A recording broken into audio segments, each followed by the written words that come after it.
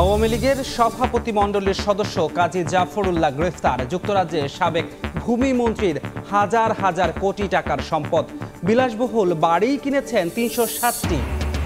গণমাধ্যমের আতঙ্ক, ডিজিটাল নিরাপত্তা আইন ৫ বছরে আসামি ৪৫১ সাংবাদিক। নির্বাচন থেকে বিরোধী প্রার্থীদের বিরত রাখতেও ব্যবহার করা হতো আইন। দ্রুত সংস্কারের দাবি। তারেক রহমানের সম্মতি পেলে সাজা স্থগিত চেয়ে সরকারের কাছে আবেদন করা হবে, জানালেন আইনজীবী। যৌক্তিক সময়ের মধ্যেই ফিরবেন দেশে। এবং চেন্নাইয়ে আজ শুরু হচ্ছে বাংলাদেশ ভারত টেস্ট সিরিজ। নিজেদের সামর্থ্যে আত্মবিশ্বাসী টাইগাররা শান্তদের হালকাভাবে নিচ্ছে না টিম ইন্ডিয়াও।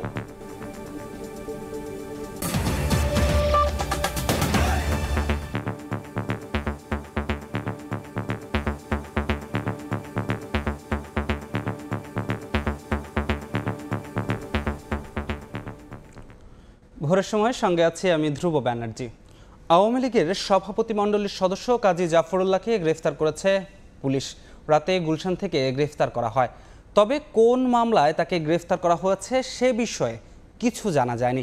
২০০১ সালে ফরিদপুর ৫ আসন থেকে সংসদ সদস্য নির্বাচিত হন কাজী জাফরুল্লাহ। তবে ২০২৪ সালে নির্বাচনে নিক্সনের কাছে পরাজিত হন আওয়ামী লীগের এই সভাপতিমণ্ডলীর সদস্য।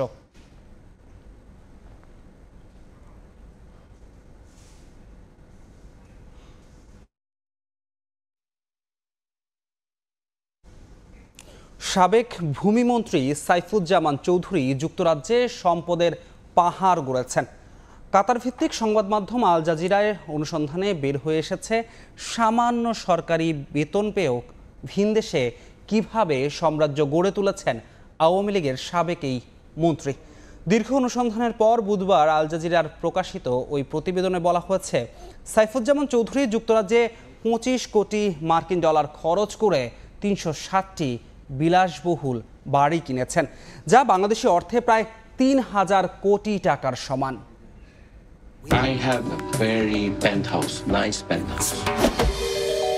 ক্ষমতাচ্যুত প্রধানমন্ত্রী শেখ হাসিনা ব্রিটেন ছাড়াও নিজের রিয়েল এস্টেট ব্যবসাকে সম্প্রসারণ করেছেন। সব মিলিয়ে তিনি ৫০০রও বেশি বাড়ি কিনেছেন, যেগুলোর মূল্য প্রায় ৭০ কোটি ডলার। আল জাজিরা বলছে, সাবেক প্রধানমন্ত্রী শেখ হাসিনার সঙ্গে বেশ ভালো ছেড়ে চলে যান। রবিউল ইসলাম আওলাদ, সময় সংবাদ। একটি কালো আইন যার জাতাকলে পিষ্ট হাজারো মানুষ। ডিজিটাল নিরাপত্তা আইনে গত ৫ বছরে মামলা হয়েছে ১,৪০০টি, যেখানে আসামি করা হয়েছে ৪৫১ জন সাংবাদিককে। এসব মামলার বাদীদের ৮২% তৎকালীন আওয়ামী লীগের রাজনীতির সঙ্গে যুক্ত। নাম বলতে কুখ্যাত ডিজিটাল সিকিউরিটি আইন এখন সাইবার নিরাপত্তা আইন। মত প্রকাশ ও স্বাধীন গণমাধ্যম নিপীড়নের এই হাতিয়ারকে দ্রুত সংস্কারের দাবি মানবাধিকার ও গণমাধ্যম কর্মীদের। মার্জিয়া মুমুর রিপোর্ট, ছবি তুলেছেন শাহিনুল ইসলাম। ওনারা আমাকে ৭ ঘন্টা ইন্টারোগেশন করেন, চোখে অবশ্যই ৩ পরতের কাপড় দিয়ে বেঁধে এবং হাতে হ্যান্ডকাফ পরায়ে। দুর্যোগ কবলিত এলাকায় ত্রাণ বিতরণে দুর্নীতি নিয়ে সামাজিক যোগাযোগ মাধ্যমে একটি পোস্ট। এরই জের ধরে ২০২০ সালে র্যাব পরিচয়ে নিজ বাসা থেকে তুলে নেওয়া হয় রাষ্ট্রচিন্তা নামক নাগরিক সংগঠনের সদস্য দিদারুল ভূঁইয়াকে। অজ্ঞাত স্থানে নিয়ে গিয়ে নির্যাতনের পর তাকে গ্রেফতার দেখানো হয় ডিজিটাল সিকিউরিটি আইনে। আনা হয় রাষ্ট্রদ্রোহিতার অভিযোগ। ৫ মাস কারারুদ্ধ রাখা হয় দিদারুলকে। রমনা থানায় ডিজিটাল সিকিউরিটি অ্যাক্টের একটা মামলায় গ্রেফতার দেখানো হয় এবং সেখানে আমরা ১১ জন ছিলাম আসামি। দিদারুল প্রাণে বেঁচে ফিরলেও ২০২১ সালে তৎকালীন আওয়ামী শাসক দলের মানবাধিকার লঙ্ঘন ও অসঙ্গতির চিত্র কার্টুনের মাধ্যমে তুলে ধরায় একই আইনে প্রথমে গ্রেফতার ও পরে পুলিশি হেফাজতে নির্যাতন করে হত্যা করা হয় লেখক মোশতাক আহমেদকে। নির্মম নির্যাতনে গুরুতর আহত হন কার্টুনিস্ট আহমেদ কবির কিশোরও। ১ বছর কারাগারে থাকা অবস্থায় বারবার জামিন চেয়েও পেলেন না এবং হাইকোর্টে যখন তার জামিনের দরখাস্তটা বিবেচনাধীন ছিল, অপেক্ষমান ছিল, সেই সময়ে কিন্তু তিনি হাসপাতালে মৃত্যুবরণ করেন। কিশোরকে মেরে কানের পর্দা ফাটিয়ে দেওয়া হয়েছে, তাকে যেভাবে শারীরিক নির্যাতন করা হয়েছে তাতে তার মানসিক ভারসাম্য পর্যন্ত নষ্ট হয়ে গিয়েছিল। ২০০৬ সালের আইসিটি আইন ২০০৯ সালে নাম ঠিক রেখে সংশোধিত হলো। ২০১৮ সালে নাম বদলে হলো ডিজিটাল সিকিউরিটি আইন। আর সবশেষ ২০23 সালে রূপ বদল হয়ে হলো সাইবার সিকিউরিটি অ্যাক্ট। বারবার রূপ বদল হলেও বাক স্বাধীনতা ও গণমাধ্যম নিয়ন্ত্রণ ও ভিন্নমত দমনে ব্যবহার হচ্ছে কালো আইনটি। গত 5 বছরে ডিজিটাল নিরাপত্তা আইনে মামলার শিকার হয়েছেন 500-র বেশি গণমাধ্যম কর্মী। নির্বাচন থেকে বিরোধী রাজনীতি দলের প্রার্থীদের অংশগ্রহণ বিরত রাখা ও তাদের হয়রানির মোক্ষম অস্ত্র হিসেবেও ব্যবহার হয় এই আইন। 2018 সালে একাদশ জাতীয় সংসদ নির্বাচনের সময় ঠিক যেমনটা ঘটেছে বিএনপি স্থায়ী কমিটির সদস্য মেজর অবসরপ্রাপ্ত হাফিজ উদ্দিন আহমেদের সঙ্গে। নির্বাচনের দিন আমি বের হয়ে ভোট দেওয়া তো দূরের কথা, ওই দিন আমাকে ডিজিটাল সিকিউরিটি অ্যাক্ট একটা মামলা দেওয়া হয়। Centre for governance studies CGS এর সাম্প্রতিক গবেষণা বলছে 2018 সালের অক্টোবর থেকে 2023 সালের সেপ্টেম্বর পর্যন্ত 1436টি মামলায় 4520 জনকে আসামি করা হয়েছে। সবচেয়ে বেশি অভিযুক্ত হয়েছেন রাজনীতিবিদ ও সাংবাদিক।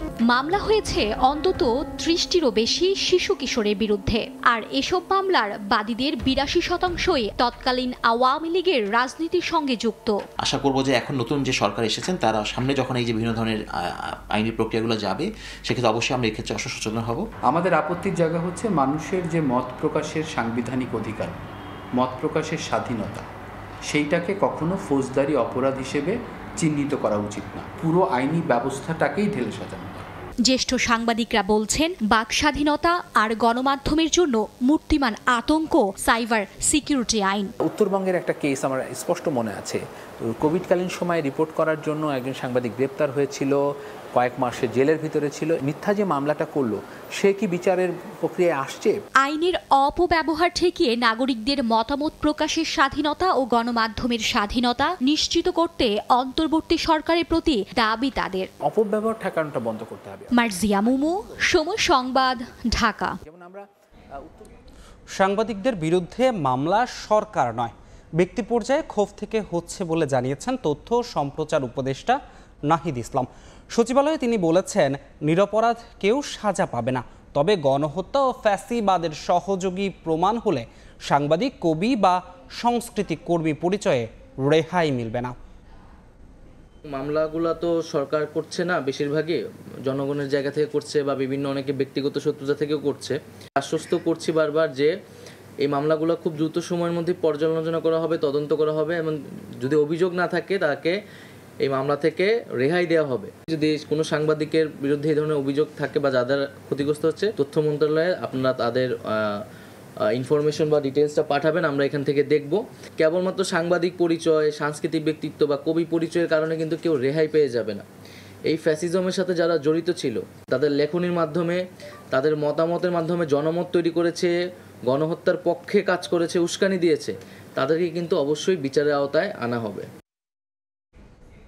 রাজনৈতিক উদ্দেশ্যে নেওয়া প্রকল্প বাদ দেবে অন্তর্বর্তী সরকার। মেগা প্রজেক্টে বাড়তি ব্যয়ের বিষয়েও চলছে যাচাই। একনেক সভা শেষে একথা জানিয়েছেন পরিকল্পনা উপদেষ্টা। গ্যাসের সম্ভাবনা থাকার পরও এলএনজি আমদানিকে ভুল নীতি আখ্যা দিয়েছেন তিনি। এদিকে প্রধান উপদেষ্টার সভাপতিত্বে সরকার প্রথম একনেক সভায় 1222 কোটি টাকা ব্যয়ে 4টি প্রকল্প অনুমোদন দেওয়া হয়েছে। 2024-25 অর্থবছর শুরুর পর 2 জুলাই একটি মাত্র একনেক সভা করেই বিদায় নিতে হয়েছে শেখ হাসিনা সরকারকে। অর্থবছরের দ্বিতীয় সভা নতুন সরকারের প্রথম একনেক সভা। প্রধান উপদেষ্টা ডক্টর ইউনূসের সভাপতিত্বে প্রধান উপদেষ্টার কার্যালয়ে সভায় যাচাই বাছাই করে 4টি প্রকল্প অনুমোদন দেওয়া হয়। প্রথম সভাতেই স্থগিত করা হয়েছে পঞ্চবার্ষিকী পরিকল্পনা। রাজনৈতিক উদ্দেশ্যে নেওয়া প্রকল্প বাদ দেওয়া হয়েছে। চলমান প্রকল্প কোন পর্যায়ে আছে সেগুলো যাচাই বাছাই করতে চান উপদেষ্টারা। সভা শেষে এনএসি সম্মেলন কক্ষে বুধবার বিকেলে বিস্তারিত তুলে ধরেন পরিকল্পনা উপদেষ্টা। জানান, বিদেশি অর্থের পরিপূর্ণ ব্যবহার করতে চায় সরকার। বড় প্রকল্পগুলোতে সময় কেন বাড়ানো হলো এবং আন্তর্জাতিক মানদণ্ডে অতিরিক্ত অর্থ ব্যয় হলো সেগুলো যাচাই করা হবে।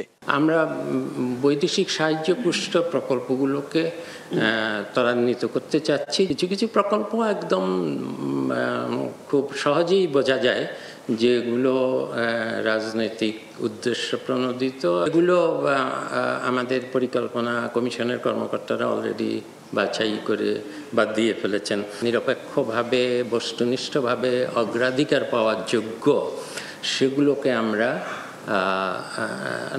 নতুন প্রকল্প হিসাবেই কিন্তু প্রস্তাব করছি।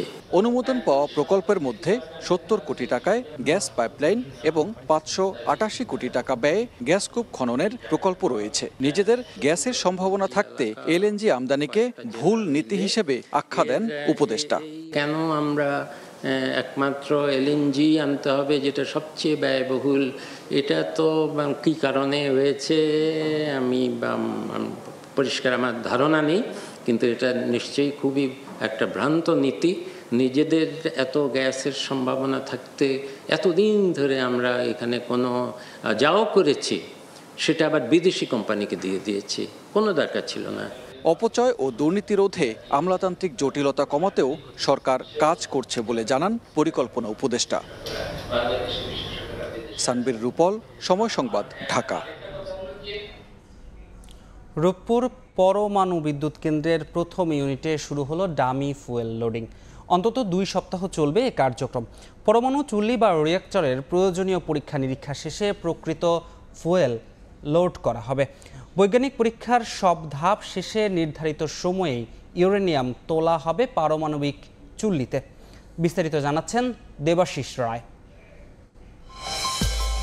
টাকার অঙ্কে দেশের সবচেয়ে বড় প্রকল্প রূপপুর পরমাণু বিদ্যুৎ কেন্দ্র এখন অনেকটাই প্রস্তুত কাঙ্ক্ষিত লক্ষ্যে পৌঁছাতে।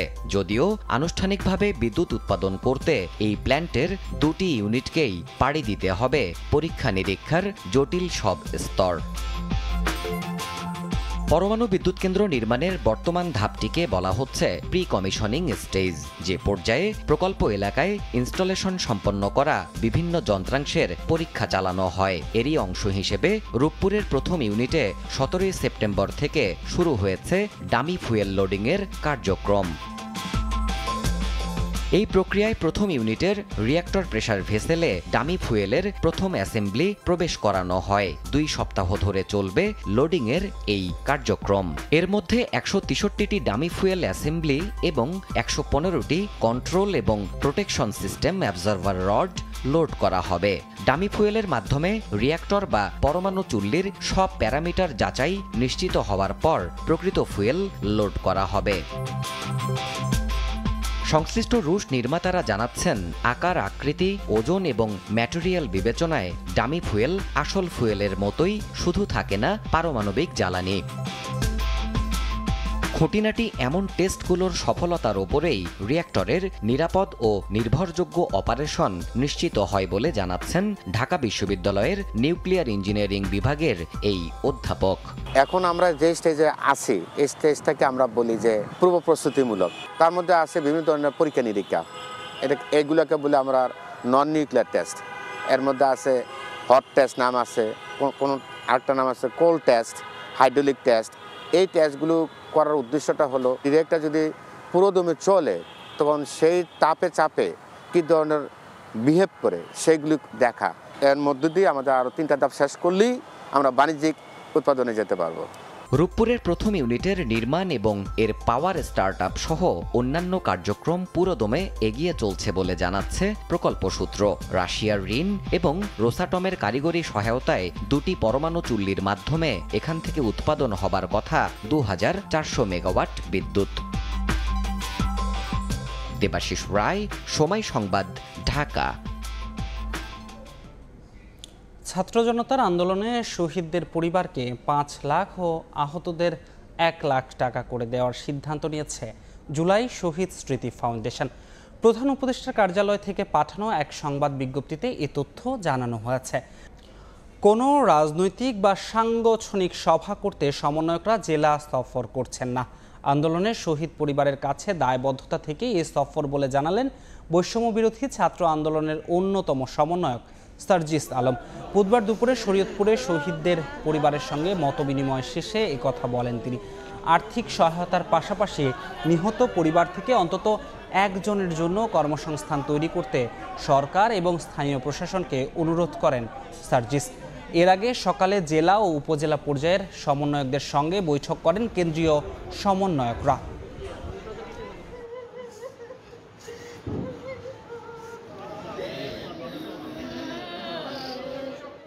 যারা আমাদের কথায় এভাবে নিজের জীবন অকাতরে বিলিয়ে দিয়েছে, রাস্তায় নেমে এসেছে, তাদের ঘরে ঘরে গিয়ে তাদের কথাগুলো শোনা। সরকারের পক্ষ থেকে 100 কোটি টাকার একটি ফাউন্ডেশন করা হয়েছে, যেখানে এই ফান্ডটি দেওয়া হয়েছে। এখানে আরও অন্যান্য ফান্ডেশন যুক্ত হতে পারে। আমরা জেলা প্রশাসনকে অনুরোধ করব, প্রত্যেকটি জেলায় এই শহীদের সংখ্যা তো এত বেশি নয়, যারা রয়েছে তাদের যেন সবসময় খোঁজ খবর নেওয়া হয়, তাদের পাশে দাঁড়ানো হয় এবং ওই পরিবারের অন্য কোনো সদস্যকে যে কোনো জায়গায় যদি একটি চাকরির ব্যবস্থা করে দেওয়া যায়, তাহলে স্থায়ী এই যে তাকে নিয়ে চিন্তাটি বা তার যে জীবনের চলার যে চিন্তাটি, এই চিন্তাটি তখন কিন্তু কমে আসে। ভোরের সময়ে আরও থাকছে। রামপাল তাপবিদ্যুৎ কেন্দ্রে কয়লার ছাই পড়ছে পশুর নদীতে, দূষণের মাত্রা ছড়িয়েছে দ্বিগুণের বেশি। সুন্দরবনেও নেতিবাচক প্রভাব, পরিকল্পিত উদ্যোগ নেয়ার আহ্বান। তারেক রহমানের সম্মতি পেলে ফৌজদারি কার্যবিধির 401 ধারা অনুযায়ী সাজা স্থগিত চেয়ে সরকারের কাছে আবেদন করা হবে বলে জানিয়েছেন দলটির আইনজীবী নেতা অ্যাডভোকেট জয়নুল আবেদিন। এ ধারা প্রয়োগ করে বেগম জিয়াকে সাময়িক মুক্তি দিয়েছিল আওয়ামী লীগ সরকার। অবশ্য তারেক রহমানের আইনজীবী ব্যারিস্টার কায়সার কামাল জানান, আইনি প্রক্রিয়ায় দেশে ফিরবেন তিনি। কবে ফিরবেন সে সিদ্ধান্ত তিনিই নেবেন। আফজাল হোসেনের রিপোর্ট। বিএনপির ভারপ্রাপ্ত চেয়ারম্যান তারেক রহমান দেশ ছাড়েন 2008 সালের 11 সেপ্টেম্বর। এরপর তার বিরুদ্ধে একের পর এক দেয়া হয় মামলা। যাবজ্জীবন সহ 4 মামলায় তাকে দেয়া হয় সাজা। এমনকি তারেক রহমানের বক্তব্য প্রচারেও নিষেধাজ্ঞা দেন উচ্চ আদালত। গত 5 আগস্ট শেখ হাসিনা পদত্যাগ করে দেশ ছেড়ে পালিয়ে যাওয়ার পর ওই দিনই দেশের সব গণমাধ্যমে তারেক রহমানের বক্তব্য প্রচার করে। দলটির সিনিয়র নেতারা বলেন, খুব শিগগিরই দেশে ফিরবেন তারেক রহমান। তবে 45 দিন পরও তাকে ফেরানোর আইনি বাধা কাটাতে দৃশ্যমান কোনো উদ্যোগ চোখে পড়েনি।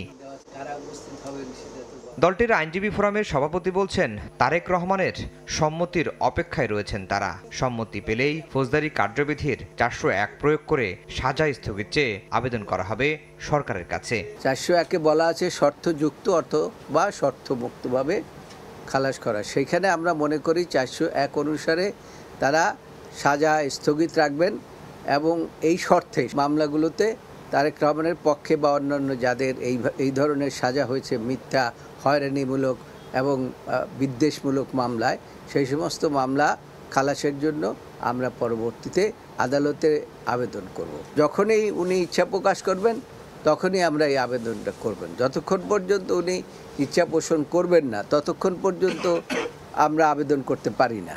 তবে বিএনপির আইন সম্পাদক ব্যারিস্টার কায়সার কামাল জানান, আইনি পথে ছাড়া অন্য কোনো পথে ফিরবেন না তারেক রহমান। কবে ফিরবেন সেই সিদ্ধান্তও নেবেন তিনি। জনাব তারেক রহমান সাহেব নিজে চান প্রত্যেকটা মামলায় আইনগতভাবে মোকাবেলা করতে। কোনো ধরনের কোনো যে আছে না যে রাষ্ট্রীয় আনুকূল্য নেওয়া আইনগত প্রক্রিয়ায় সব কিছু অ্যাড্রেস করা হবে। ওনার বিরুদ্ধে যে আনফর্চুনেটলি রায় ঘোষণা করা হয়েছে সেই থেকে তিনি আইনগত প্রক্রিয়ার মাধ্যমে মুক্তি পেতে চান। ফৌজদারি আইন বিশেষজ্ঞ SM শাহজাহান বললেন, তারেক রহমানের উচিত দেশে ফিরে মামলা বাতিলের আবেদন করা। যে আইন যতটা যে আইন যতটা সমীহ করে সে তত বড় মানুষ। কাজেই আমি তারেক জিয়া সাহেবের ব্যাপারে বলবো, সবার বিষয়ে আমি বলবো যে আইনের কাছে সারেন্ডার করা বা আইন মানাটা এটা একটা মানুষের কিন্তু এটা বড় গুণের পরিচয়। দীর্ঘ 16 বছর ধরে সপরিবারে যুক্তরাজ্যে নির্বাসিত জীবন কাটাচ্ছেন বিএনপির এই শীর্ষ নেতা। আফজাল হোসেন, সময় সংবাদ, ঢাকা। 7 দিন পর হাসপাতাল থেকে বাসায় ফিরলেন বিএনপি চেয়ারপারসন বেগম খালেদা জিয়া। তার ব্যক্তিগত চিকিৎসক জানিয়েছেন তিনি কিছুটা সুস্থ আছেন। শারীরিক অবস্থা আর একটু ভালো হলে উন্নত চিকিৎসার জন্য তাকে দেশের বাইরে নেওয়া হবে। গত 11 সেপ্টেম্বর রাজধানীর এভার কেয়ার হাসপাতালে ভর্তি করা হয় বিএনপি চেয়ারপারসন বেগম খালেদা জিয়াকে। বুধবার সন্ধ্যা 6:30টার দিকে হাসপাতাল থেকে বেগম জিয়াকে বহনকারী গাড়ি রওনা করে তার বাসা ফিরোজার উদ্দেশ্যে। হাসপাতালের সামনে তখন নেতাকর্মীদের ভিড়।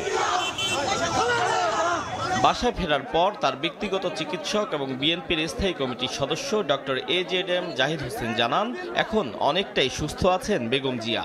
তবে দেশের বাইরে নেয়ার মতো শারীরিক অবস্থা এখন নেই তার। প্রত্যেকটা ডিজিজ ক্রমান্বয়ে বাড়ছে, যার জন্য ওনার শারীরিক সুস্থতা কখনো কখনো দেখা যাচ্ছে উনি বেশ ভালো আছে এবং অল্প একটুতেই দেখা যাচ্ছে উনি শারীরিকভাবে অসুস্থ বোধ করেন।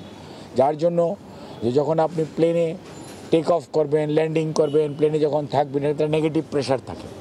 তো এই নেগেটিভ প্রেশারে ওনার যে হার্টের যে সমস্যা আছে, লিভারের যে সমস্যা আছে, কিডনির যে জটিলতা আছে, সব কিছু মিলিয়ে চিকিৎসকরা এখনও ওনাকে মনে করতে পারছেন না যে 12-13 ঘন্টা জার্নি করার মতো এই অবস্থায় উনি আছেন। আমরা চিকিৎসার ব্যাপারে খুবই মানে আশাবাদী এবং ইনশাআল্লাহ যত দ্রুততার সময় নেওয়ার চেষ্টা করছি। এ সময় জাহিদ হোসেন আরও বলেন, নেতাকর্মীদের প্রতিহিংসা পরায়ণ না হতে বেগম জিয়া আহ্বান জানিয়েছেন। নেতা কর্মী শুধু দেশের মানুষ যাতে কোনো অবস্থাতে আইন নিজের হাতে তুলে না দেয় এবং কোনো ধরনের প্রতিহিংসা পরায়ণতার মধ্যে আমরা যাতে না পড়ে আগের যে ঐতিহ্য সেটা আমরা ধারণ করতে চাই না। আমরা প্রতিহিংসা চাই না, আমরা আইনানুগ বিচার হোক সেটা চাই। এবং উনি এই পরিবর্তিত পরিস্থিতিতে উনি সত্যিকার অর্থে উনি অ্যাটলিস্ট আল্লাহর কাছে শুকরিয়া আদায় করে। BNP chairperson Begum Khaleda Zia arthritis, kidney, ফুসফুস, পরিপাকতন্ত্রের রক্তক্ষরণ এবং লিভার সিরোসিস সহ নানা রোগে আক্রান্ত। আতাউর কাউসার, সময় সংবাদ, ঢাকা। রাষ্ট্র সংস্কারের সময়সীমা সীমাহীন নয় উল্লেখ করে সব সংস্কার কেন অন্তর্বর্তী সরকারকেই করতে হবে এমন প্রশ্ন বিএনপি নেতাদের। এদিকে বিএনপি মহাসচিব মির্জা ফখরুল ইসলাম আলমগীর বলেছেন, নির্বাচন ব্যবস্থা সহ রাষ্ট্র সংস্কারে সরকারকে সময় দিতে হবে। বুধবার দুপুরে রাজধানী ও ঠাকুরগাঁওয়ে আলাদা অনুষ্ঠানে এই কথা বলেন দলটির নেতারা। খণ্ড খণ্ড মিছিল নিয়ে দলীয় সমাবেশে জড়ো হন বিএনপি ও সহযোগী সংগঠনের তৃণমূল পর্যায়ের নেতাকর্মীরা। বুধবার দিনভর নিজ জেলা ঠাকুরগাঁওয়ে এসব কর্মসূচিতে অংশ নিয়ে ব্যস্ত সময় পার করেন বিএনপি মহাসচিব মির্জা ফখরুল ইসলাম আলমগীর। সকাল থেকে বিকেল অবধি ঠাকুরগাঁও সদর, হরিপুর ও বালিয়াডাঙ্গি উপজেলায় বিভিন্ন জনসভায় যোগ দেন বিএনপি মহাসচিব। উত্তর জনপদে হাজারো জনতার সমাবেশে নেতাকর্মীদের সংযত থাকার সতর্ক বার্তা দেন মির্জা ফখরুল। বলেন, নৈরাজ্য করলে অবস্থা হবে আওয়ামী লীগের মতো। বিভিন্ন জনসভায় অংশ নিয়ে বিএনপি মহাসচিব বলেন, নির্বাচন ব্যবস্থা সহ রাষ্ট্র সংস্কারে সময় দিতে হবে অন্তর্বর্তী সরকারকে। এই সময়টুকু আমাদের এই যারা বর্তমান সরকারে আছে তাদেরকে দিতে হবে। এরা কাজ শুরু করেছে, এরা সবাই নিরপেক্ষ মানুষ, কোনো দল টল করে না, কিন্তু দেশটাকে ভালোবাসে, তারা দেশের জন্য কিছু কাজ করতে চায়। আমাদের দায়িত্ব হবে তাদেরকে সহযোগিতা করা। এদিকে জুলাই আন্দোলনে নিহতদের স্মরণে জাতীয় প্রেস ক্লাবে বাংলাদেশের বিপ্লবী ওয়ার্কার্স পার্টির আলোচনা সভায় যোগ দেন বিএনপির স্থায়ী কমিটির সদস্য নজরুল ইসলাম খান। রাষ্ট্রের সব সংস্কার অন্তর্বর্তী সরকার কি কেন করতে হবে এমন প্রশ্ন রাখেন তিনি। নির্বাচন ব্যবস্থায় হয়তো সংস্কার দরকার, কিন্তু আমাদের ভাবতে হবে শুধু এই সব সংস্কারই কি একটা অন্তর্বর্তীকালীন সরকার করে দেবে?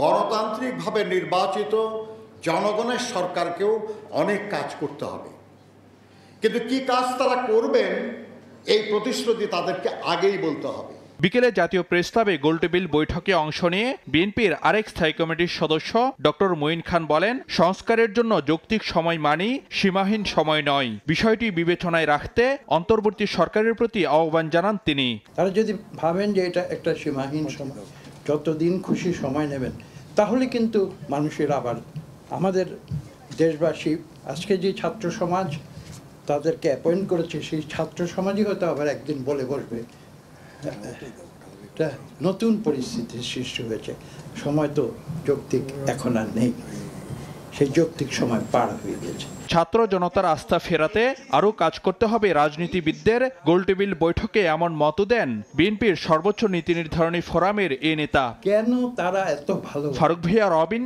সময় সংবাদ, ঢাকা। পণ্য রফতানির আড়ালে প্রায় 1000 কোটি টাকা বিদেশে পাচারের অভিযোগে সালমান এফ রহমান সহ 28 ব্যক্তির বিরুদ্ধে 17টি মামলা করেছে পুলিশের অপরাধ তদন্ত বিভাগ সিআইডি। প্রেস বিজ্ঞপ্তিতে সিআইডি জানিয়েছে, বেক্সিমকো গ্রুপের 17টি প্রতিষ্ঠানের নামে 2021 সাল থেকে 2024 সাল পর্যন্ত সংযুক্ত আরব আমিরাত সহ বিভিন্ন দেশে পোশাক রফতানি দেখিয়ে টাকা পাচার করা হয়েছে। জনতা ব্যাংকের মাধ্যমে এই অর্থ পাচার করেছে বেক্সিমকো গ্রুপ। আইন অনুযায়ী পণ্য রফতানির 4 মাসের মধ্যে রফতানি আয় ফিরিয়ে আনা বাধ্যতামূলক। তা না করে সালমান এফ রহমান সহ বেক্সিমকো গ্রুপের স্বার্থ সংশ্লিষ্ট ব্যক্তিরা ওই অর্থ বিদেশে পাচার করেছেন। অভিযোগ প্রাথমিকভাবে প্রমাণিত হয়েছে বলে জানিয়েছে সংস্থাটি। 2014, 18 ও 24 সালের নির্বাচন অবৈধ ও প্রতারণামূলক অভিযোগ করে রাষ্ট্রদ্রোহ মামলা হয়েছে। তৎকালীন সরকার প্রধান শেখ হাসিনা, 3 সংসদের সাবেক এমপি ও সিইসি সচিবদের আসামি করা হয়েছে।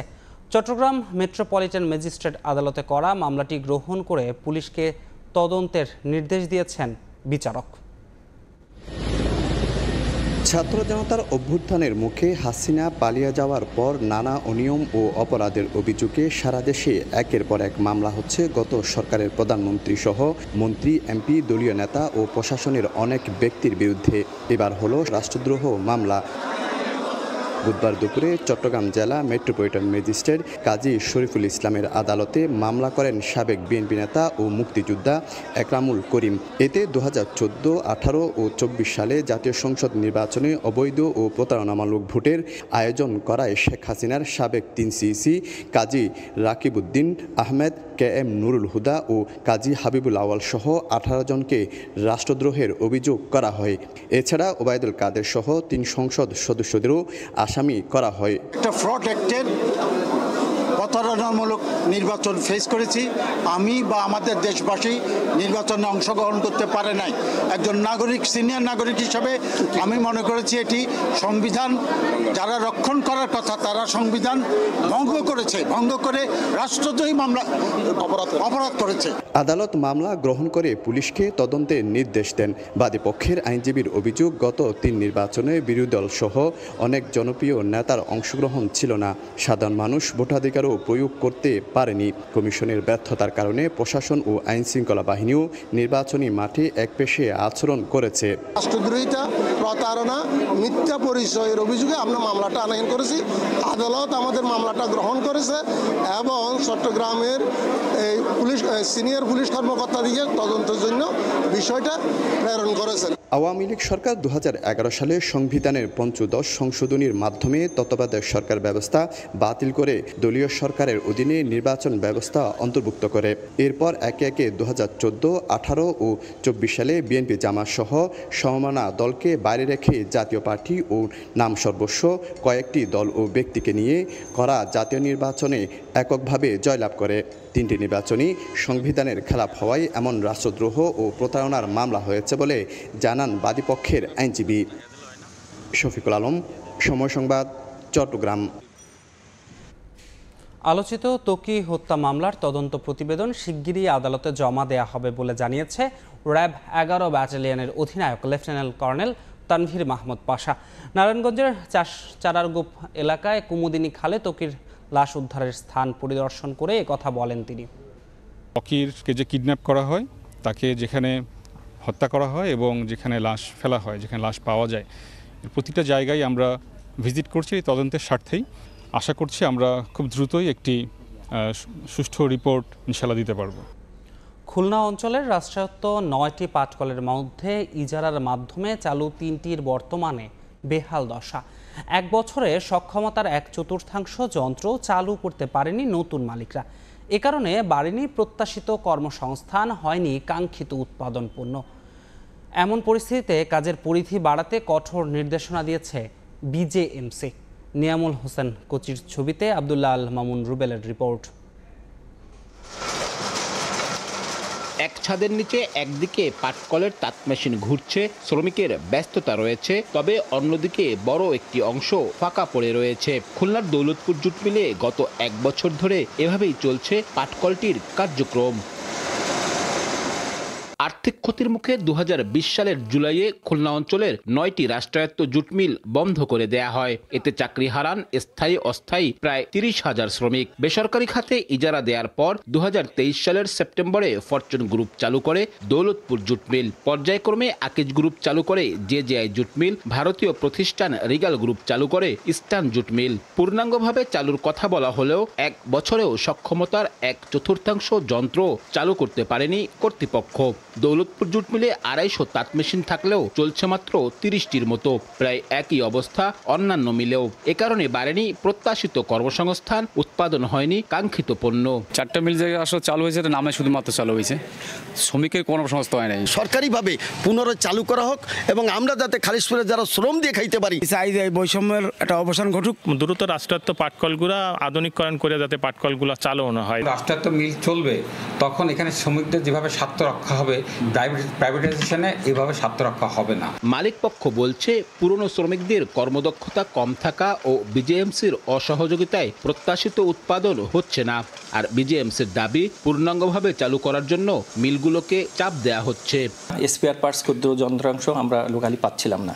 আশানুরূপ তাঁতিও খুঁজে পাইনি, স্পিনার খুঁজে পাই না। ইয়াং জেনারেশনকে গড়ে তোলার জন্য আমরা একটা উদ্যোগ নেই, সেখানেও খুব বেশি যে প্রোগ্রেস করতে পারছি তা বলা যায় না। তাদের উপরে সেই ইটা আছে যে তাদের সাথে যে কন্ট্রাক্ট অনুযায়ী তারা মিলগুলো পাক সেক্টর বা যার যার যে কন্ট্রাক্টে যেটা আছে সেই অনুযায়ী তারা পরিচালনা করবে বলে আমরা আশা করি। বেসরকারিভাবে চালু হওয়া এই 4টি পাটকলের মধ্যে জেজেআই মিলে প্রতিদিন গড়ে প্রায় 35 মেট্রিক টন এবং বাকিগুলোতে দৈনিক গড়ে 10 মেট্রিক টন পাটজাত পণ্য উৎপাদন হচ্ছে। বেসরকারিভাবে চালুর পর শ্রমিকদের মাঝে যে প্রত্যাশা তৈরি হয়েছিল, অর্থনীতিতে যে সম্ভাবনা দেখা দিয়েছিল, গত 1 বছরে তা পূরণ হয়নি। সংশ্লিষ্টদের অভিযোগ, বিগত সরকারের নানা ভুল সিদ্ধান্তে খালিশপুর শিল্পাঞ্চল ফিরে পায়নি তার হারানো ঐতিহ্য। পরিবর্তিত পরিস্থিতিতে এখন নতুন করে সিদ্ধান্ত নিয়ে মিলগুলোকে পুনর্জাগরণের দাবি সব মহলের। আব্দুল্লাহ আল মামুন রুবেল, সময় সংবাদ, খুলনা। চট্টগ্রাম কাস্টম হাউসে নিলামে তোলা 16 কোটি 10 লাখ টাকা দামের মার্সিডিজ বেঞ্চ সহজে বিক্রি হচ্ছে না। নিলামে সর্বোচ্চ দর 4 কোটি 1 লাখ টাকা উঠলেও তা ভিত্তিমূল্যের 60% না হওয়ায় তা অবিকৃত থেকে যাচ্ছে। এছাড়া এমপি কোটায় আনা 5 কোটি 17 লাখ টাকা দামের ল্যান্ড ক্রুজারের দর উঠেছে 2 কোটি 13 লাখ টাকা। নিয়ম অনুযায়ী সেটিও অবিকৃত থাকছে। শেখাউত টিপুর ক্যামেরায় বিস্তারিত জানাচ্ছেন কমল দেব। 2022 সালে আমদানি করা কালো রঙের মার্সিডিজ বেঞ্জ মডেলের গাড়িটি আমদানিকারক না নেওয়ায় নিলামে বিক্রির সিদ্ধান্ত নেয় চট্টগ্রাম কাস্টম হাউস। গাড়িটির ভিত্তি মূল্য 16 কোটি 10 লাখ টাকা নির্ধারণ করার পর টেন্ডার জমা পড়েছে 4টি। এর মধ্যে সর্বোচ্চ দরদাতা হিসেবে 4 কোটি 1 লাখ টাকা হাঁকিয়েছেন যমুনা শিপ ব্রেকার্স নামে একটি প্রতিষ্ঠান। আর সর্বনিম্ন 40,30,000 টাকায় গাড়িটি কেনার আগ্রহ দেখিয়েছে মাসুম এন্টারপ্রাইজ নামে অপর একটি প্রতিষ্ঠান। একাদশ সংসদে কুমিল্লা 7 আসনের প্রয়াত সংসদ সদস্য ও আওয়ামী লীগ নেতা আলী আশরাফের নামে এমপি কোটায় আনা হয়েছিল সাদা রঙের এই ল্যান্ড ক্রুজার গাড়িটি, কিন্তু সেটিও আমদানিকারক ছাড় না করায় বিক্রির জন্য এই গাড়িটি তোলা হয় নিলামে। গাড়িটি কেনার জন্য 12টি টেন্ডার জমা পড়ল 5 কোটি 17 লাখ টাকা। ভিত্তি মূল্যের বিপরীতে সর্বোচ্চ দর উঠেছে হেরি ফ্যাশনের টাকা 2 কোটি 13 লাখ টাকা। আর সর্বনিম্ন দর ছিল এসএস ট্রেডিংয়ের টাকা 75 লাখ টাকা। ভিত্তিমূল্য বলছে আমাদের নিলামে 60% কভার করতে হয়, তো এখানে দেখা যাচ্ছে যে 60% আসলে কভার করেনি। এটা নিলাম কমিটির সিদ্ধান্তের প্রেক্ষিতেই সিদ্ধান্ত নেওয়া যাবে যে পরবর্তীতে কিভাবে কার্যক্রম হবে। কাস্টমসের নিলামের নিয়ম অনুযায়ী ভিত্তি মূল্যের 60% নিচে টেন্ডার জমা পড়লে নতুন করে নিলাম ডাকতে হবে। মূল্যবান 2টি গাড়ি এখন সেই নিয়মের জালে আটকা পড়েছে। বিশেষ করে পরিবর্তিত রাজনৈতিক পরিস্থিতিতে চড়া দামে গাড়ি কেনার ক্ষেত্রে ব্যবসায়ীরা ঝুঁকিতে পড়ার সংখ্যায় টেন্ডারের পাশাপাশি দামও তুলনামূলক কম পড়েছে বলে ধারণা বিডারদের। এর আগেও 100-এর বেশি গাড়ি আইনি জটিলতা নিলামে বিক্রি না হওয়ায় স্ক্র্যাপে পরিণত হয়েছিল। যারা কিনবে তারা এখন কিনবে না। সিস্টেম অনুযায়ী যাই হবে, কাস্টমসের নিয়ম অনুযায়ী, এনবিআর এর নিয়ম অনুযায়ী যা হয় তাই হবে। কাস্টমদার ধরে রাখতে পারবে না। এটা সেকেন্ড টেন্ডার, থার্ড টেন্ডার, ওদের স্ট্যান্ডিং অর্ডার অনুযায়ী ওরা ব্যবস্থা নিবে। দুইটার মধ্যে প্রথমটা ল্যান্ড ক্রুজার ব্যাপারে কর্তৃপক্ষের সিদ্ধান্ত অনুমোদন দিতেও পারে, কিন্তু মার্সিডিজের ব্যাপারে কোনো সুযোগ নেই। ওইটা দ্বিতীয় সেল আবার টেন্ডার হবে, টেন্ডার আসলে তখন। এবারের নিলামে এই 2টি গাড়ি ছাড়াও আরও 43 ধরনের পণ্য নিলামে তোলা হয়েছিল।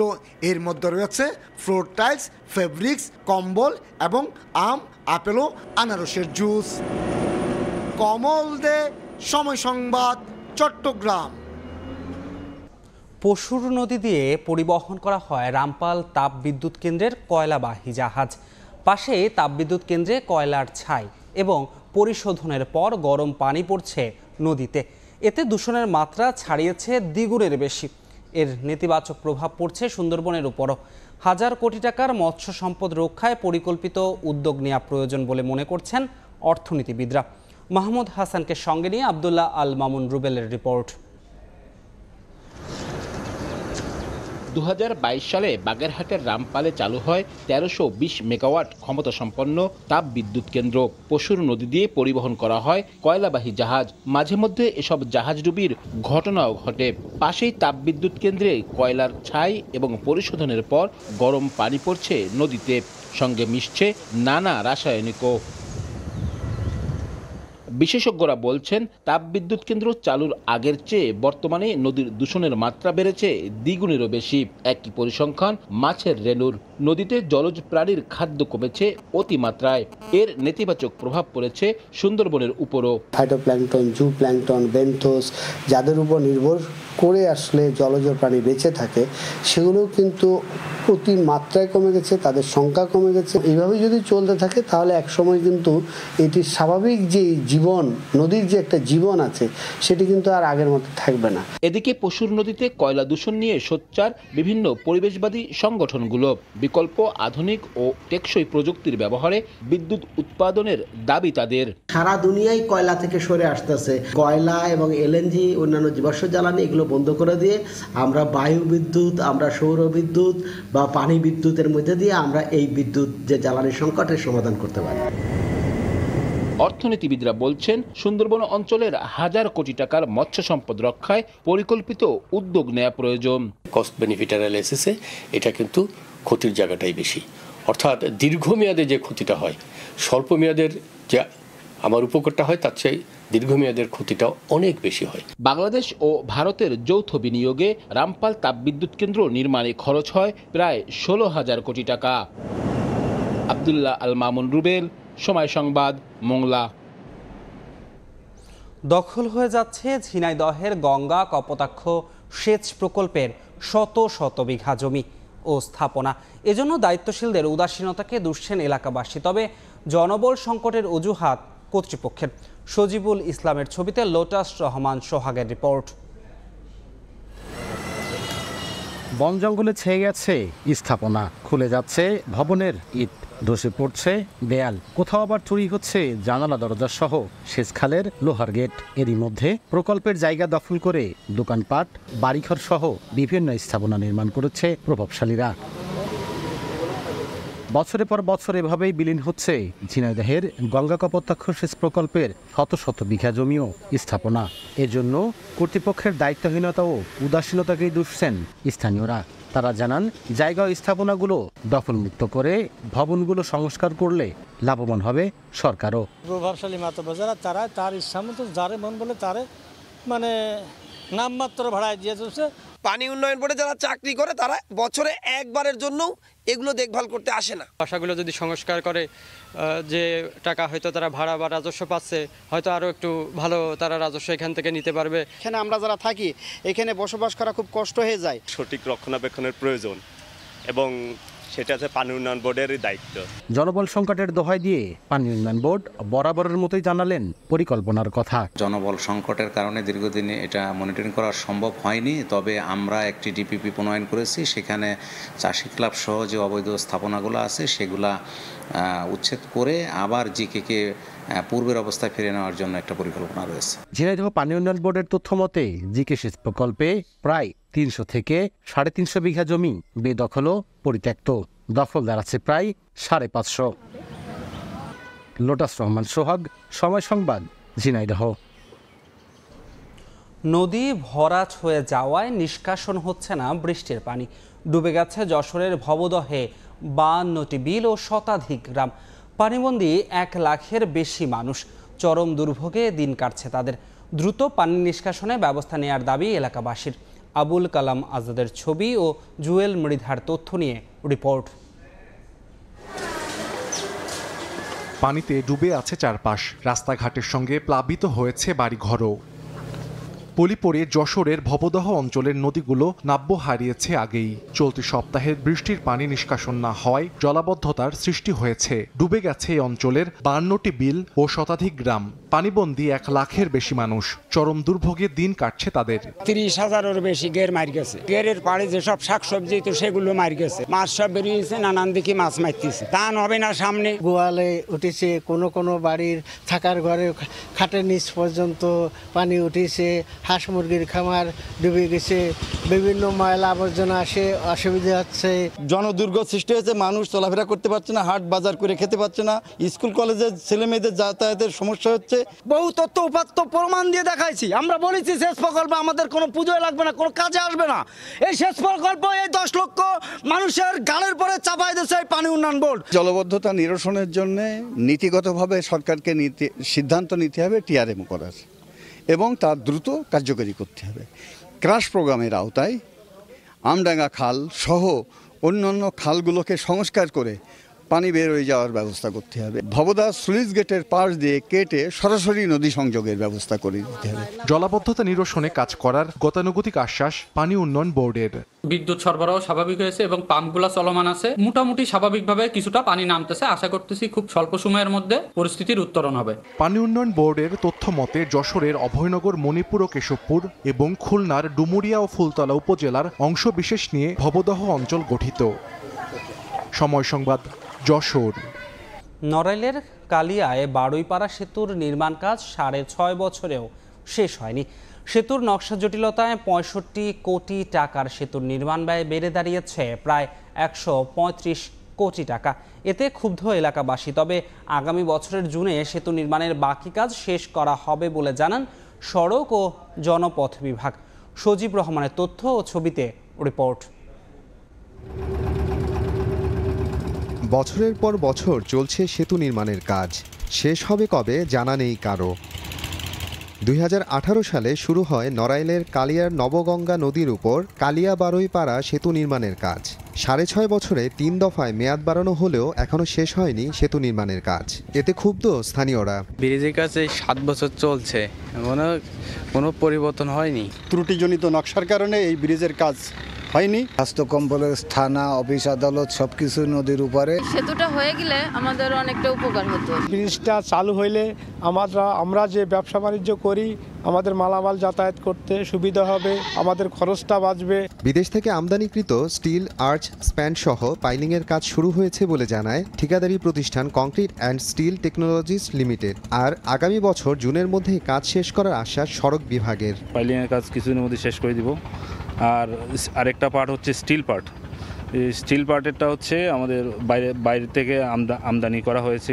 আমাদের যে চুক্তির যে নির্দিষ্ট মেয়াদ, আশা করি মেয়াদের মধ্যে আমরা শেষ করতে পারবো। ডিজাইন ফল বলবো না, এটা বিআইডব্লিউটি এর ক্যাটাগরি বিভক্তের একটু ত্রুটি থাকতে পারে। সড়ক বিভাগের তথ্য মতে 651.83 মিটার দীর্ঘ ও 10.25 মিটার প্রস্থের পিসি গার্ডার সেতুটির নির্মাণে চুক্তিমূল্য 65 কোটি টাকা থাকলেও দফায় দফায় মেয়াদ বাড়িয়ে আর নকশা জটিলতায় নির্মাণ ব্যয় ঠেকেছে 135 কোটি টাকায়। সময় সংবাদ, নড়াইল। চলতি সপ্তাহে টানা বৃষ্টিতে ক্ষতির মুখে বাগেরহাটের চিংড়ি চাষিরা। পানিতে ভেসে গেছে জেলার কয়েক হাজার ঘেরের চিংড়ি। প্রাকৃতিক দুর্যোগের সঙ্গে তাল মিলিয়ে পরিকল্পিতভাবে চিংড়ি চাষের পরামর্শ মৎস্য বিভাগের। আলী আকবর টুটুলের পাঠানো তথ্য, আমিনুল ইসলামের ছবি নিয়ে রিপোর্ট। টানা বৃষ্টিতে তৈরি হয়েছে জলাবদ্ধতা, ডুবে গেছে পুকুর ও ঘের। বঙ্গোপসাগরে নিম্নচাপের প্রভাবে চলতি সপ্তাহের টানা বৃষ্টিতে তলিয়ে যায় বাগেরহাটের বিস্তীর্ণ অঞ্চল। পানিতে ভেসে যায় জেলার কয়েক হাজার ঘেরের চিংড়ি। ঘূর্ণিঝড় রেমালের ক্ষতি কাটিয়ে ওঠার চেষ্টার সময় আবারও লোকসানে দিশেহারা চিংড়ি চাষি ও ব্যবসায়ীরা। আমার গাওলা গ্রামে যত ঘের 4% রহে একেবারে শেষ। এই গেরের যে ক্ষয়ক্ষতি হয়েছে এই দুর্যোগেতে, এগুলো আমরা পোষায় নেওয়া কোনো রকমের সম্ভব না। এ ক্ষতি যদি সরকার একটু পোষায় না দেয় তাতে আমাকে এই ঋণই আমরা শোধ করতে পারবো না। চিংড়ি চাষিদের ক্ষতি কাটিয়ে উঠতে সরকারি সহায়তার বিকল্প নেই বলে জানান এলাকাবাসী। তবে প্রাকৃতিক দুর্যোগের সাথে তাল মিলিয়ে পরিকল্পিতভাবে চিংড়ি চাষের পরামর্শ মৎস্য বিভাগের। কৃষকরা যদি চিংড়ি চাষ না করতে পারে তাহলে এই বৈদেশিক মুদ্রা আমরা আয় করতে পারবো না, আর এই এলাকার মানুষ না খেয়ে মারা যাবে। সরকার যদি এদেরকে কোনো রকম প্রণোদনা না দেয় কোনো রকম আর্থিক সহায়তা না দেয় তাহলে এদেরকে ঘুরে দাঁড়ানো খুব কঠিন ব্যাপার। দুর্যোগের সময় চাষিদের কিভাবে সহায়তা করা যেতে পারে এ প্রসঙ্গে আমাদের মাঝেও কর্মকর্তার মাঝে অনেকগুলো মিটিংও হয়ে গিয়েছে। আশা করি ভবিষ্যতে চাষিদের জন্য একটা আমরা প্যাকেজ আকারে কোনো একটা প্রকল্প বা আমরা সহায়তা দিতে পারবো। মৎস্য বিভাগের তথ্য মতে বাগেরহাটে ৬৭,০০০ হেক্টর জমিতে ৭৮,৫০০ বাগদা ও গলদা চিংড়ির ঘের রয়েছে। সময় সংবাদ, বাগেরহাট। টানা বৃষ্টিতে ক্ষতিগ্রস্ত হয়েছে মেহেরপুর ও চুয়াডাঙ্গার আগাম সবজি ও ধান ক্ষেত।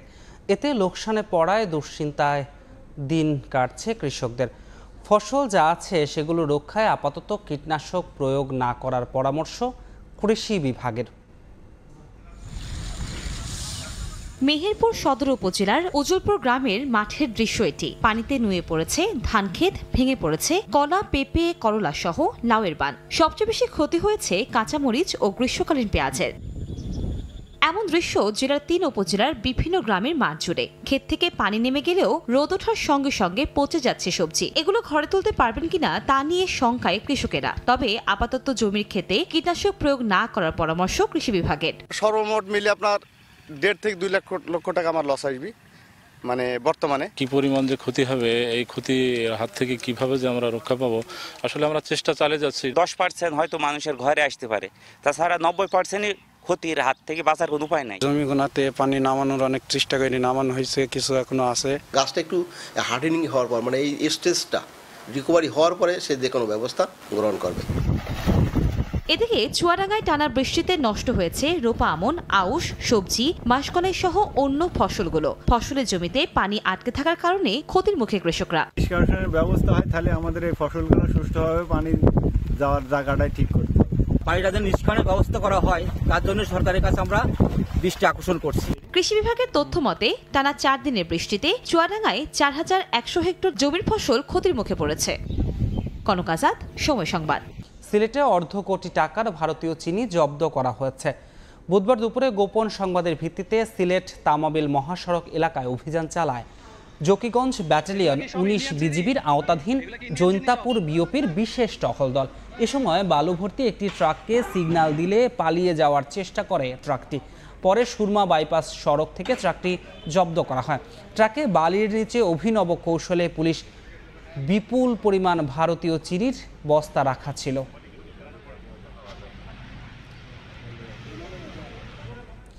বেশি দামে ও মেয়াদোত্তীর্ণ সার বিক্রির অপরাধে চুয়াডাঙ্গার এক ব্যবসায়ীকে 70,000 টাকা জরিমানা করেছে ভোক্তা অধিকার সংরক্ষণ অধিদপ্তর। বুধবার দুপুরে উপজেলার উথলি বাজার এলাকায় অভিযান চালানো হয়। ভোক্তা অধিকার জানায়, জীবননগর উথলি বাজারে মেসার্স জহির ট্রেডার্স সরকার নির্ধারিত দামের চেয়ে বেশি দামে সার বিক্রি ও মেয়াদোত্তীর্ণ সার মজুত করে রেখেছিল। পরে প্রতিষ্ঠানটির মালিক জহির উদ্দিনকে 70,000 টাকা জরিমানা করা হয়।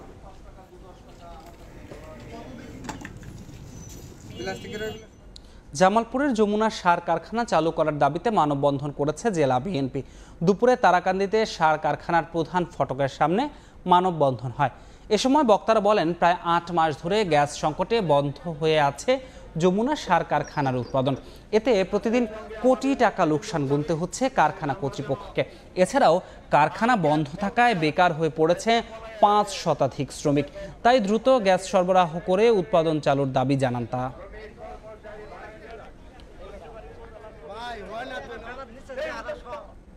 নেচে গেয়ে উদযাপন করা হলো ক্ষুদ্র নৃগোষ্ঠীর কারাম উৎসব। নওগাঁর নাটশাল মাঠে উৎসব দেখতে ভিড় করে হাজারো দর্শনার্থী।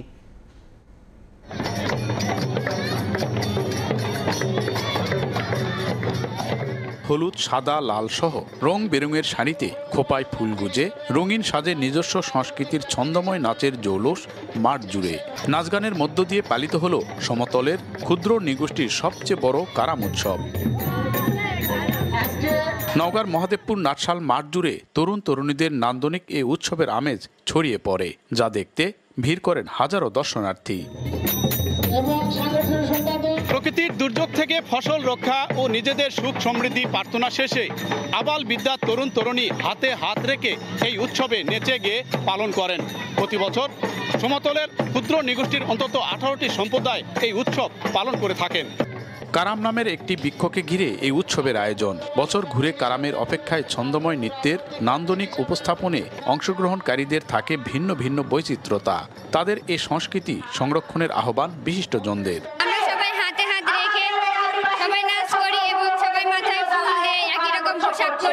আমরা প্রতি বছর পূজায় প্রার্থনা করি যেন আমাদের সামনে বছর আরো দিন ভালো যায়। এখানে যে সমতলের যে আদিবাসী জনগোষ্ঠী আছে প্রায় 36টির মতো, সেই 36টি আদিবাসী জনগোষ্ঠী এখানে অংশগ্রহণ করে। কারাম উৎসবকে ঘিরে নাটশাল মাঠ জুড়ে বসে চুরি, ফিতা, মিষ্টান্ন সহ রকমারি দোকানের পসরা। এছাড়া শিশুদের কাছে টানতে ছিল নাগরদোলার আয়োজন। আমাদের এই কারাম উৎসবটা করার উদ্দেশ্য আমাদের যে ক্ষুদ্র ক্ষুদ্র জাতি সত্তা আছে এদের নিজের ভাষাকে রক্ষা করার জন্য আমরা আদিবাসীদের প্রধান উৎসব হিসেবে আমরা মনে করি। 1950 সালের রাষ্ট্রীয় অধিগ্রহণ ও প্রজাস্বত্ব আইনের 97 ধারাতে কিন্তু বলা আছে যে আদিবাসী সম্পত্তি কেউ যদি জবরদখল করে, কেউ যদি জোর করে গ্রহণ করে, তাহলে বলা হচ্ছে যে সরকার নিজ উদ্যোগে সম্পত্তি উদ্ধার করে আবার ওই আদিবাসীর কাছে ফেরত দেবে। 1995 সাল থেকে নাটশাল মাঠে এই কারাম উৎসব পালিত হয়ে আসছে। এতে জেলার 11টি উপজেলা ছাড়াও পার্শ্ববর্তী জয়পুরহাট থেকে 24টি নাচের দল অংশ নেয়। এমআর রকি, সময় সংবাদ, নওগাঁ। যুক্তরাষ্ট্রের সঙ্গে দ্বিপক্ষীয় বাণিজ্যে অন্যায়ভাবে সুবিধা নিচ্ছে ভারত। মিশিগানের এক নির্বাচনী সমাবেশে একথা বলেন সাবেক মার্কিন প্রেসিডেন্ট ডোনাল্ড ট্রাম্প। তবে নরেন্দ্র মোদী একজন অসাধারণ ব্যক্তি বলেও মন্তব্য করেন তিনি। পাশাপাশি আগামী সপ্তাহে মোদীর সঙ্গে বৈঠকের বিষয়েও জানান রিপাবলিকান এই নেতা। বিশ্লেষকরা বলছেন, এশিয়ায় প্রভাব বৃদ্ধির ক্ষেত্রে ভারতকে চীনের অন্যতম প্রতিদ্বন্দ্বী হিসেবে দেখছে ওয়াশিংটন। মিশিগানের ফ্লিন্টে এক নির্বাচনী প্রচারণায় অংশ নেন রিপাবলিকান নেতা ডোনাল্ড ট্রাম্প। এ সময় তিনি বলেন, যুক্তরাষ্ট্রের সঙ্গে দ্বিপক্ষীয় বাণিজ্যে অন্যায়ভাবে সুবিধা নিচ্ছে ভারত। তবে সমালোচনা করলেও এ বিষয়ে নির্দিষ্ট করে কিছুই বলেননি ট্রাম্প। পরক্ষণেই মোদীকে একজন অসাধারণ ব্যক্তি বলে মন্তব্য করেন তিনি। পাশাপাশি আগামী সপ্তাহে মোদীর সঙ্গে বৈঠকের বিষয়টিও নিশ্চিত করেন। রাজনৈতিক বিশ্লেষকদের মতে এ যেন সাপও মরল আবার লাঠিও ভাঙল না প্রবাদের উপযুক্ত উদাহরণ। ট্রাম্প যখন যুক্তরাষ্ট্রের প্রেসিডেন্ট ছিলেন তখন মোদীর সঙ্গে তার উষ্ণ সম্পর্ক ছিল। 2020 সালে ভারত সফরেও গিয়েছিলেন ট্রাম্প। তার জন্য আয়োজন করা হয়েছিল বিশাল এক সমাবেশের। রিপাবলিকান এই নেতাকে স্বাগত জানাতে তৈরি হয় নমস্তে ট্রাম্প লেখা টুপিও। এর আগের বছর যুক্তরাষ্ট্র সফরে যান ভারতের প্রধানমন্ত্রী নরেন্দ্র মোদী। তার জন্য সমাবেশের আয়োজন হয় টেক্সাসে। অংশ নেন 1.5 লক্ষ মানুষ। তবে মোদী শুধু ট্রাম্পের সঙ্গে দেখা করতে যুক্তরাষ্ট্র যাচ্ছেন তা নয়। 21 সেপ্টেম্বর কোয়াড জোটের নেতাদের সঙ্গে শীর্ষ বৈঠকের আয়োজন করেছেন মার্কিন প্রেসিডেন্ট জো বাইডেন। সেখানে উপস্থিত থাকবেন ভারতের প্রধানমন্ত্রী। বিশ্লেষকরা বলছেন, এশিয়ায় প্রভাব বৃদ্ধির ক্ষেত্রে ভারতকে চীনের অন্যতম প্রতিদ্বন্দ্বী হিসেবে দেখছে ওয়াশিংটন। মৌসুমী সাথী, সময় সংবাদ। ভোরের সময়ে আরও থাকছে, চিদাম্বরমের উইকেটে ঘাস থাকায় বাড়তি সুবিধা পাবে স্পিনাররা, বললেন ফাহিম। পারফর্ম করে ক্রিকেট বিশ্বে ইতিবাচক বার্তা দিতে চান মিরাজ, রেকর্ডের সামনে মুশফিক। একদিকে সুপারমুন, অন্যদিকে চন্দ্রগ্রহণ, একই সঙ্গে বিরল দুই মহাজাগতিক বিস্ময়ের সাক্ষী হলো পৃথিবী। যুক্তরাজ্য, যুক্তরাষ্ট্র সহ লাতিন আমেরিকা ও আফ্রিকার বাসিন্দারা এই দৃশ্য উপভোগ করেন। মহাকাশপ্রেমীরা এই ঘটনাকে এক দারুণ অভিজ্ঞতা বলে মনে করছেন। অন্যদিকে সুপারমুন উপলক্ষে চীনের ঝেজিয়াং প্রদেশে চাঁদ উৎসবের আয়োজন করা হয়। সুপারমুন এবং চন্দ্রগ্রহণ একই সঙ্গে দুই মহাজাগতিক ঘটনা ঘটেছে। মঙ্গলবার রাত থেকে বুধবার ভোর পর্যন্ত একটি বিরল আংশিক চন্দ্রগ্রহণের সঙ্গে মিলিত হয়ে একটি সুপারমুন মহাকাশকে আলোকিত করেছে। এতে মঙ্গলবার রাতের চাঁদকে আরও উজ্জ্বল ও বড় দেখা গেছে।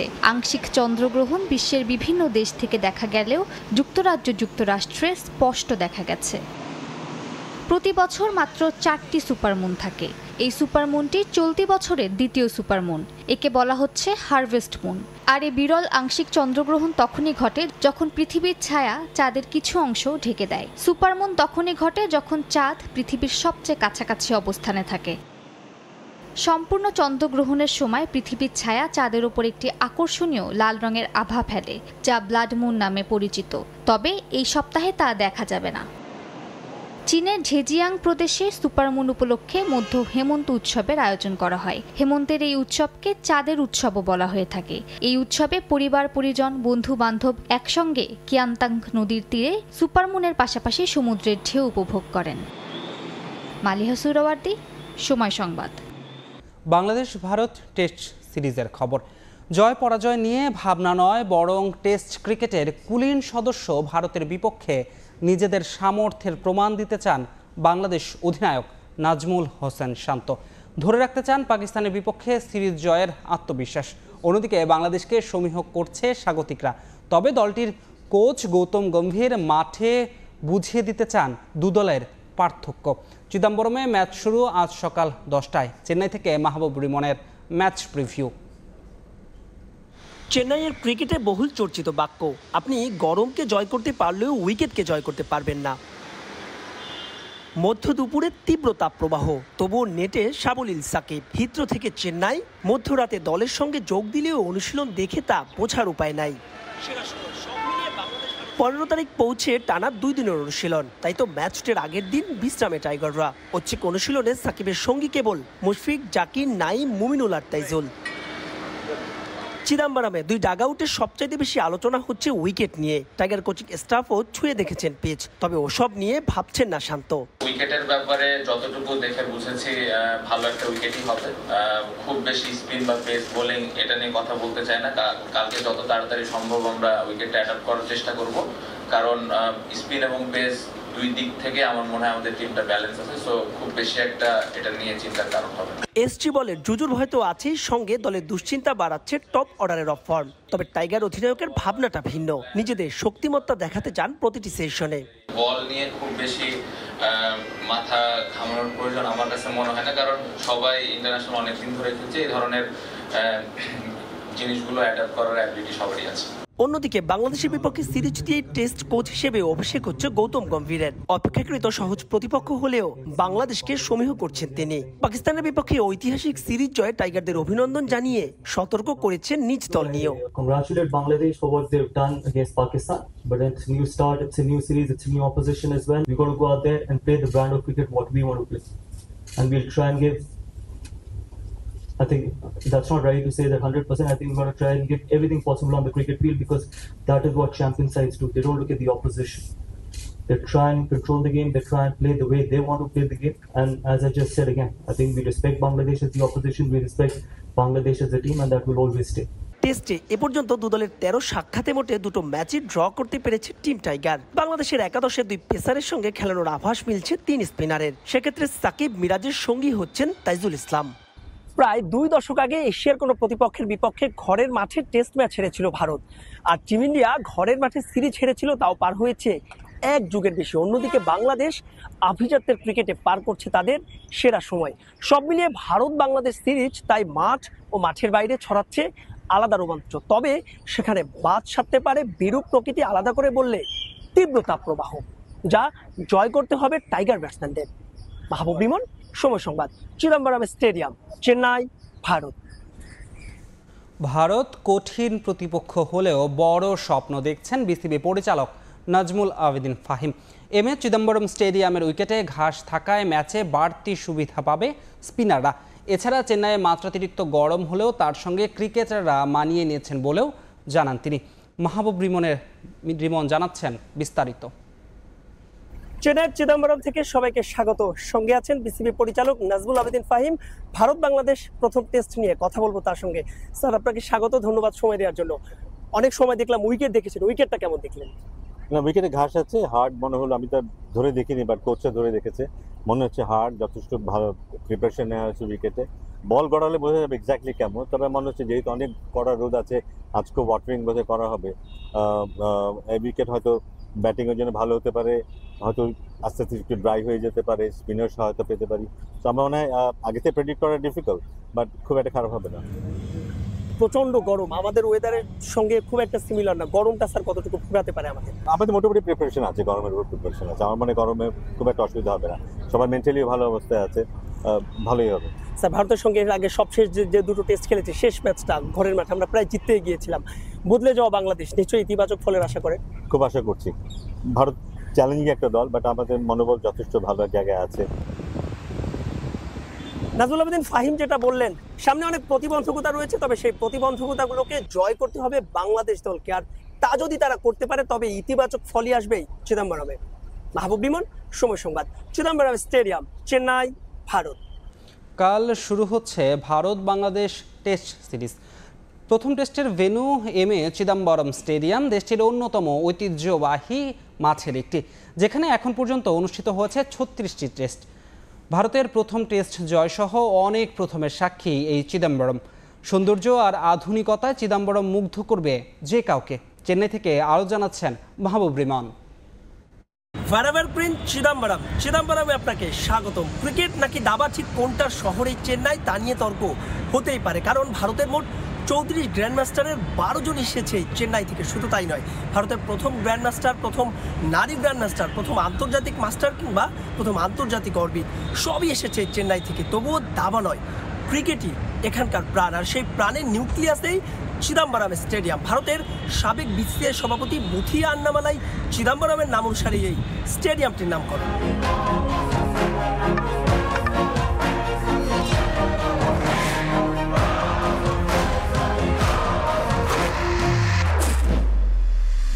কক্সবাজারের পর পৃথিবীর দ্বিতীয় বৃহত্তম সমুদ্র সৈকত মারিয়ানা বিচের একেবারে কোলঘেঁষে দাঁড়িয়ে এই চেন্নাইয়ের চিদম্বরম স্টেডিয়াম, যার আরেক নাম চিউপক স্টেডিয়াম।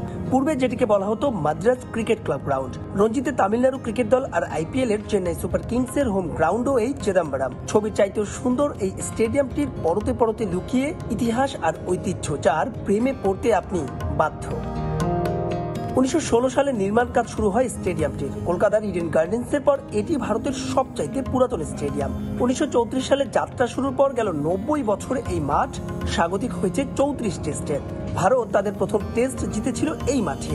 52তে সেই ম্যাচের প্রতিপক্ষ ছিল ইংল্যান্ড।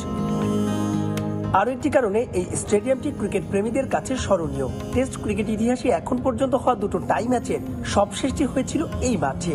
86তে ভারত আর অস্ট্রেলিয়া ম্যাচে। কাকতালীয় হলো সত্যি, সেই ম্যাচ শুরু হয়েছিল এই 18 সেপ্টেম্বর। বালাজি, অশ্বিন, দীনেশ কার্তিক, মুরারি বিজয়, ওয়াশিংটন সুন্দর থেকে লক্ষ্মণ, শিবার আমার কৃষ্ণা, কৃষ্ণমাচারী, শ্রীকান্ত, হেমাঙ্গ বাদানি সবারই যেন সরব উপস্থিতি আছে এই মাঠে। আবার চেন্নাইয়ের লোকাল ক্রিকেটার না হলেও এই মাঠেই আছে সচিন, ধোনি কিংবা অনিল কুম্বলেদের পোর্ট্রেট। তবে আলোর নিচে আছে অন্ধকার। যখন পুরাতন স্টেডিয়ামটি আবার নতুন করে নির্মাণ করা হয় তখন ভাঙা হয়নি আগের স্থাপনাগুলো। তাই তো এই স্টেডিয়ামটি পুরোপুরি ঝুঁকি মুক্ত নয়, আর সেই ঝুঁকি এড়াতেই প্রায় 1.5 লক্ষ ধারণ ক্ষমতা সম্পন্ন স্টেডিয়ামটি কখনোই দর্শক দ্বারা পূর্ণ করা হয় না। তবুও ভারতের ক্রিকেট ইতিহাস আর ঐতিহ্যে স্বর্ণাক্ষরে লেখা আছে, লেখা থাকবে এই চিদম্বরম স্টেডিয়ামের নাম। মাহবুব রিমন, সময় সংবাদ, চেন্নাই, ভারত। ভারতের বিপক্ষে সিরিজ টেস্টে নিজেদের সামর্থ্য প্রমাণের বড় মঞ্চ।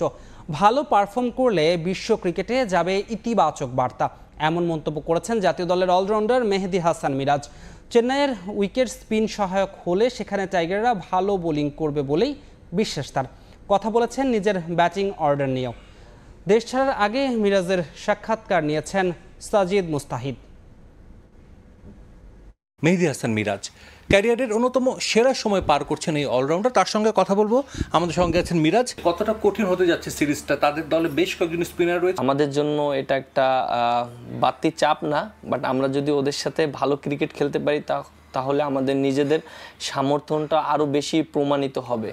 সো আমরা ওইভাবেই চেষ্টা করছি। এটা আমাদের জন্য বিরাট একটা অপরচুনিটি। ভারতের সাথে যদি আমরা ভালো খেলতে পারি আর আমরা জিততে পারি, এটা ব্যাক টু ব্যাক আমাদের জন্য বিশাল একটা ভালো একটা ক্রিকেটের জন্য বার্তা থাকবে ওয়ার্ল্ড ক্রিকেটে, যে না আমরা টেস্ট ক্রিকেটেও ভালো করছি। ভারতের বিপক্ষে পসিবল যেটা বললেন আপনি সিরিজ জয়েন, নিশ্চয়ই সে আত্মবিশ্বাসটা সব ক্রিকেটারের মধ্যেই রয়েছে। পাকিস্তান সিরিজের আগে আমরা কেউ কখনো চিন্তা করিনি যে আমরা ওখানে সিরিজ জিতে আসবো, বাট বাস্তবতা কিন্তু আমরা ওদেরকে হারিয়েছি এবং এই বিশ্বাসটা প্লেয়ারদের ভিতরে ছিল এরকম যে আমরা ওদেরকে হারাতে পারি এবং আমরা ভালো ক্রিকেট খেলে ওদেরকে হারাতে পারি। ফাইটিং অ্যাপ্রোচটা আমাদের ভালো ছিল, এর জন্য ফাইটিং করতে করতে শেষ সময় যায় ম্যাচটা। প্ল্যানটাই থাকবে আমাদের যেন আমরা ওদের সাথে ফাইট দিতে পারি। ব্যাটল অফ স্পিন হতে যাচ্ছে কিনা, যে আমাদের দলেও আপনি আছেন, সাকিব আল হাসান, তাইজুল ইসলাম রয়েছেন এবং তাদের দলও 3 জন স্পেশালিস্ট স্পিনার কিন্তু রেখেছে। ব্যাটল অফ স্পিন কি হতে যাচ্ছে চেন্নাই টেস্ট? আমাদের টিমেও ভালো স্পিনার আছে, ওদের টিমেও আছে।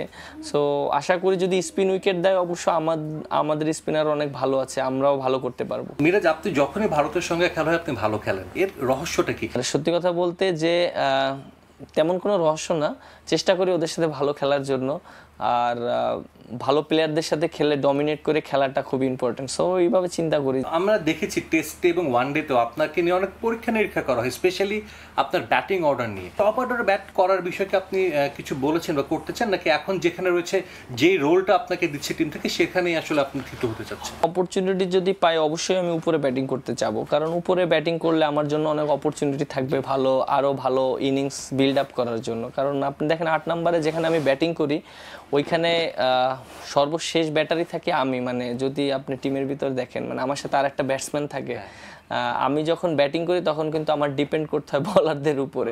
যদি উপরে আমাকে আস্থার সাথে যদি সুযোগ দেওয়া হয় আমি চেষ্টা করব 100% আমার সর্বোচ্চ দেওয়ার জন্য। বিরাট কোহলির কাছ থেকেও তো শেখার নিশ্চয়ই অনেক কিছু হচ্ছে, যখনই তার সঙ্গে খেলা হয় নিশ্চয়ই শেখার জন্য অনেক বিষয়ে কথা বলেন, স্পেশালি ব্যাটিংয়ে। হ্যাঁ অবশ্যই, কারণ আপনি দেখেন যে সে একজন লিজেন্ড প্লেয়ার, তার কাছ থেকে টিপস নেওয়া বা তার কাছ থেকে ডিসকাস করলে অনেক কিছু শেখা যেতে পারে, কারণ রেকর্ড সেটা কথা বলে। সে অনেক বছর ডমিনেট করেছে ওয়ার্ল্ড ক্রিকেটে আর যেভাবে খেলেছে, সো অবশ্যই অনেক কিছু শেখার চেষ্টা করি। অসংখ্য ধন্যবাদ মিরাজ, আপনাকে শুভকামনা। পাকিস্তান সিরিজটা যেমন কেটেছে ঠিক একই রকম ভারত সিরিজটাও কাটুক, সেটাই আমাদের প্রত্যাশা ইনশাআল্লাহ। দর্শক, আমরা কথা বলছিলাম জাতীয় দলের অলরাউন্ডার মেহেদী হাসান মিরাজের সঙ্গে।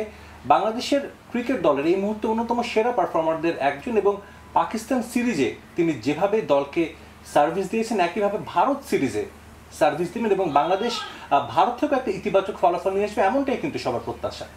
সাজিদ মুস্তাহিদ, সময় সংবাদ, ঢাকা। চেন্নাইয়ে রেকর্ডের হাতছানি মুশফিকুর রহিমের সামনে। তামিম ইকবালকে টপকে আন্তর্জাতিক ক্রিকেটে বাংলাদেশের হয়ে সর্বোচ্চ রানের মালিক হতে তার দরকার আর মাত্র 9 রান। কেবল রেকর্ড নয়, ভারতের মাটিতে সফলতম টাইগার ব্যাটারের পারফরম্যান্স নির্ধারণ করবে চেন্নাই টেস্টের ভাগ্য। মুশফিক ছাড়া রেকর্ডের সামনে দাঁড়িয়ে তাইজুল, মিরাজ, শান্তরাও। সব ঠিকঠাক থাকলে ধারাভাষ্য কক্ষে বসে নিজের রেকর্ড ভাঙা দেখবেন তামিম ইকবাল। চেন্নাইতে তারই সতীর্থ ঘাড়ে নিঃশ্বাস ফেলছে সাবেক টাইগার অধিনায়কের। 3 ফরম্যাট মিলিয়ে আন্তর্জাতিক ক্রিকেটে লম্বা সময় ধরে সর্বোচ্চ রানের মালিক তামিম। মাঠের বাইরের নানান ইস্যুতে জর্জরিত এই বাঁহাতি ওপেনার এবার ধারাভাষ্যকর হিসেবে অভিষেক করতে যাচ্ছেন চেন্নাই টেস্টে। সেখানেই হয়তো আগলে রাখার রেকর্ডটা হাতছাড়া হতে দেখবেন তামিম। আর মাত্র 8 রান করলেই টাইগারদের হয়ে আন্তর্জাতিক ক্রিকেটে সর্বোচ্চ রানের মালিক হয়ে যাবেন মুশফিকুর রহিম। ভারতের মাটিতে বাংলাদেশের হয়ে সফলতম ব্যাটার মুশফিক। এখন পর্যন্ত টাইগারদের খেলা 3 টেস্টেই ছিলেন এই মিডল অর্ডার ব্যাটার। সর্বোচ্চ গড়ের পাশাপাশি এই ফরম্যাটে একমাত্র সেঞ্চুরিটাও মুশফিকের। 2017-তে হায়দ্রাবাদে সে টেস্টে খেলেছিলেন সাকিব আল হাসানও। মুশফিকের সেঞ্চুরির ইনিংসে এই অলরাউন্ডার করেন 82। চিপকে ভারতীয় স্পিনারদের সামলাতে বড় দায়িত্ব থাকবে এই দুজনের ওপর। ঘরের ছেলে অশ্বিন কিংবা রবীন্দ্র জাদেজা, থার্ড স্পিনার থাকলে সামলাতে হবে কুলদীপ অথবা অক্ষর প্যাটেলকেও। চেন্নাইতে বাংলাদেশের পরিণতির অনেকটাই নির্ধারিত হয়ে যাবে তাদের সামনে। সেক্ষেত্রে মিডল অর্ডারে আরও একবার নিজেকে প্রমাণ করতে হবে মুশফিকুর রহিমের। হায়দ্রাবাদ টেস্টে অশ্বিনকে সামলেই 127 রানের ইনিংস খেলেছিলেন মুশি। অশ্বিনের সামনে তার পরিসংখ্যানটাও বেশ ভালো। এখন পর্যন্ত 10 ইনিংসে মুশি ডানহাতি এই বোলারের শিকারে পরিণত হয়েছেন মাত্র 4 বার। মুশফিক বাদে চেন্নাইতে রেকর্ড গড়ার সুযোগ আছে আরও অনেকের। আর মাত্র 5 উইকেট নিলেই সাকিবের পর দ্বিতীয় বাংলাদেশি বোলার হিসেবে টেস্ট ক্রিকেটে 200 উইকেটের ক্লাবে নাম লেখাবেন তাইজুল ইসলাম। সব ফরম্যাট মিলিয়ে 300 উইকেট পূরণে মিরাজের নিতে হবে 7 উইকেট। ক্যাপ্টেন হিসেবে নতুন মাইল ফলক গড়ার সুযোগ থাকবে নাজমুল হোসেন শান্তর সামনে। চিপকে 7মবারের মতো টাইগারদের নেতৃত্ব দেওয়ার ম্যাচে জিততে পারলে সাকিবকে স্পর্শ করবেন শান্ত। এখন পর্যন্ত অধিনায়ক হিসেবে এই অলরাউন্ডার দেশকে জিতিয়েছেন 4 টেস্ট। তালিকা চূড়ায় মুশফিক, তার অধীনে টাইগাররা জিতেছে 7 ম্যাচ। সাব্বির মিথুন, সময় সংবাদ। ভিন্ন আঙ্গিকে নারী টি-20 বিশ্বকাপের দল ঘোষণা করল বাংলাদেশ ক্রিকেট বোর্ড। প্রবাসীদের সম্মান জানিয়ে তাদের মাধ্যমে 15 সদস্যের স্কোয়াড ঘোষণা করা হয়।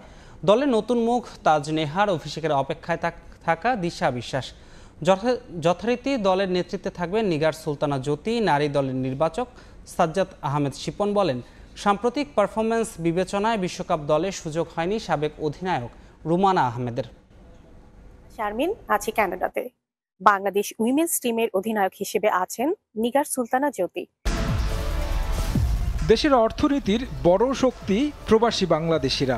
তাদের পাঠানো রেমিটেন্স সচল রাখে অর্থনীতির চাকা, সমৃদ্ধ করে বৈদেশিক মুদ্রার রিজার্ভ। দেশের অর্থনীতির মতো ক্রিকেটেরও প্রাণ প্রবাসীরা। দেশের বাইরে যখন ক্রিকেটাররা খেলতে যান তখন মাঠে গিয়ে অকুণ্ঠ সমর্থন দেন প্রবাসী বাংলাদেশিরা। তাই তাদের প্রতি সম্মান জানাতে বাংলাদেশ ক্রিকেট বোর্ডের অভিনব আয়োজন। আসন্ন নারী টি-20 বিশ্বকাপের দল ঘোষণা করলেন প্রবাসীরা। বিশ্বের বিভিন্ন প্রান্ত থেকে 15 ক্রিকেটারের নাম জানান রেমিটেন্স যোদ্ধারা।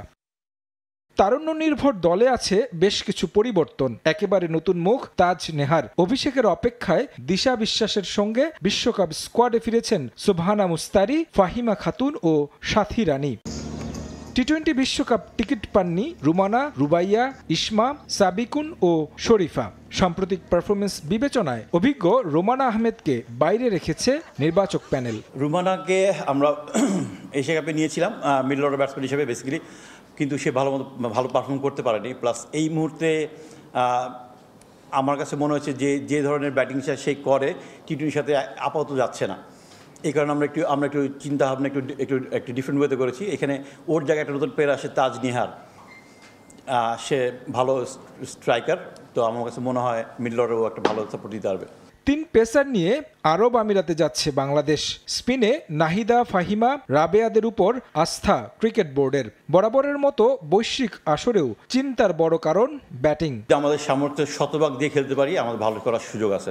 আমরা যে সামর্থ্যের শতভাগ থেকে বেশি 110% খেলতে পারি, আমাদের সেমিফাইনালে কোয়ালিফাই করার সম্ভাবনা আছে। অস্ট্রেলিয়ার সাথে আমরা খেলেছি, এখানটায় আমরা একটা ম্যাচ জিতিনি। দেন ইন্ডিয়ার সাথে আমরা সিরিজ খেলেছি সিলেটে, আমরা একটা ম্যাচ জিতিনি। এশিয়া কাপে আমরা 2টা ইম্পর্টেন্ট ম্যাচ হেরেছি, লাইক শ্রীলঙ্কা আর ইন্ডিয়ার সাথে হেরেছি। তো আমরা একটা উইনিং ফ্লো চাচ্ছিলাম, একটা জিনিস, এই জন্য আমরা আমাদের ন্যাশনাল টিমটাকেই মোটামুটি একটু ঘুরিয়ে ফিরিয়ে পাঠিয়েছি। প্লাস আমার কাছে মনে হয়েছে যে এখানে প্র্যাকটিস ক্যাম্প করার থেকে আননোন অপোনেন্টের সাথে খেলাটা ওদের জন্য আরেকটু বেটার হবে, এবং উইনিং টোনটায় ফিরে আসাটা খুব জরুরি আমাদের জন্য। দল নিয়ে বাড়তি প্রত্যাশা নেই বিসিবির। বাস্তবতা মেনে বিশ্বকাপ খেলতে যাবে টাইগ্রেস, তবে মিস করবে ঘরের মাঠের সুবিধা। দেশের মাটিতে বিশ্বকাপ হলে একটু ভালো কিছু হতে পারতাম ডেফিনেটলি। আপনি পরিচিত কন্ডিশন, যদিও শারজার কন্ডিশন অনেকটাই সিমিলার। আমরা খবর পেয়েছি যে অতটা গরমও থাকবে না, সন্ধ্যার দিকে খুব প্লেজেন্ট ওয়েদার থাকে এই মুহূর্তে অক্টোবর মাসে। সো ওয়েদার মনে হয় না খুব একটা ইফেক্ট করবে। আর শারজাতে প্রচুর বাঙালি থাকে, আমাদের সাপোর্টটা আমরা বেশ ভালোই পাবো। তো ওইটাও মনে হয় আমরা খুব একটা মিস করবো। বাট দেখুন, দেশের বাড়িতে খেলাটা একটা অনেক বড় ব্যাপার, সেটা তো একটা ব্যাপার থাকে। বাট প্রস্তুতির কথা যদি বলেন, আমার মনে হয় আমাদের এই যে সিরিজটা আমরা টুর্নামেন্ট খেললাম, এই ট্যুর, এটা আমাদের অনেক কাজে দিয়েছে। ভিডিও বার্তায় 15 স্বপ্ন সারথীকে শুভেচ্ছা জানিয়েছেন জাতীয় দলের অধিনায়ক নাজমুল হোসেন শান্ত। আসন্ন আইসিসি ওমেন্স টি-20 বিশ্বকাপে বাংলাদেশ নারী দলকে অনেক অনেক শুভেচ্ছা। আমি মনে করি বাংলাদেশ দল এই বিশ্বকাপে অনেক ভালো কিছু করবে এবং প্রত্যেকটা প্লেয়ারের জন্য best of luck. 26 December Dhaka ছাড়বে টিম বাংলাদেশ। 3 অক্টোবর স্কটল্যান্ডের বিপক্ষে ম্যাচ দিয়ে বিশ্বকাপ মিশন শুরু করবে নিগার সুলতানা জ্যোতির দল। তারেক হাসান শিমুল, সময় সংবাদ, ঢাকা। সালমা ও রুমানাকে বিদায়ী ম্যাচ খেলার প্রস্তাব দিয়েছে বিসিবি। ফর্মে না থাকায় জাতীয় দলের ভাবনায় নেই এই 2 ক্রিকেটার, তবে তারা যাতে সম্মানের সঙ্গে বিদায় নিতে পারে সে ব্যবস্থা করতে প্রস্তুত বিসিবি। দীর্ঘদিন জাতীয় দলে ভূমিকা রাখায় এই 2 ক্রিকেটার খেলা ছাড়লে তাদের অন্য ভূমিকায় দেখতে চায় বোর্ড। কোচিং বা বোর্ডের অন্য যে কোনো পদে তারা কাজ করতে চাইলে সে সুযোগ দেয়া হবে বলে জানিয়েছেন প্রধান নির্বাচক সাজ্জাদ আহমেদ শিপন। অভিনব উপায়ে অক্টোবরে নারী টি-20 বিশ্বকাপের দল ঘোষণা করেছে ক্রিকেট বোর্ড। টি-20 বিশ্বকাপে এবার জ্যোতিদের কাছে প্রত্যাশা অনেক।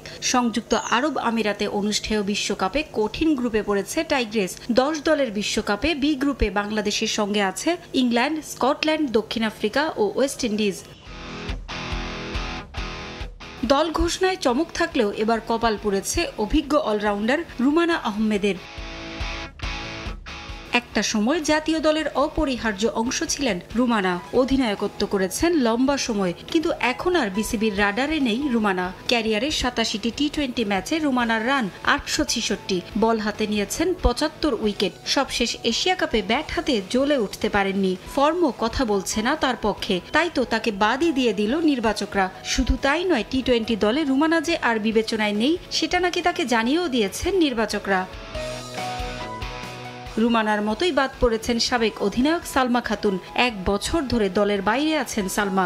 দুজনকেই বোর্ডের পরিকল্পনা সম্পর্কে আগেভাগেই জানিয়ে দিয়েছে বিসিবি। পছন্দ অনুযায়ী ম্যাচ খেলে যাতে বিদায় নিতে পারেন এ দুই ক্রিকেটার, সে ব্যবস্থাও করতে প্রস্তুত বোর্ড। সালমার ব্যাপারটা প্লাস রুমানার ব্যাপারটা আমরা ওদেরকে সাথে পার্সোনালি কথা বলেছি, বোর্ডের থ্রুতে কথা বলেছি যে ওরা তারা যদি শেষ খেলাটা খেলতে চায় আমরা ওইটা ওদেরকে ওয়েলকাম করবো এবং একটা ম্যাচ খেলিয়ে আমরা ওদের বিদায় দিতে, আমরা অফিসিয়ালি বিদায় দিতে পারবো। অবসরের পর তাদের বোর্ডে অন্য ভূমিকায় দেখতে চায় বিসিবি। ওরা যদি খেলা ছেড়ে দেয় আমরা বোর্ডের কোনো একটা যে কোনো একটা পোর্টফোলিওতে মানে ওরা চেষ্টা করতে পারবে, কোচিং বা আম্পায়ারিং সরফ এরকম এরিয়াতে। তো ওরা ওইভাবে চিন্তা করছে, প্রবাবলি দিস ইয়ার মনে হয় ওরা খেলবে, তারপরে হয়তো আমার মনে হয় আমি জানি না। সিদ্ধান্ত সালমা ও রোমানার উপরই ছেড়ে দিয়েছে ক্রিকেট বোর্ড।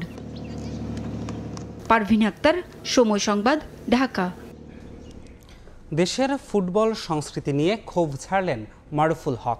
ক্লাবের অসহযোগিতা ও বাফুফের পরিকল্পনার অভাব ফুটবল উন্নতির পেছনে বড় অন্তরায় বলে মনে করেন দেশের অন্যতম সফল এই কোচ।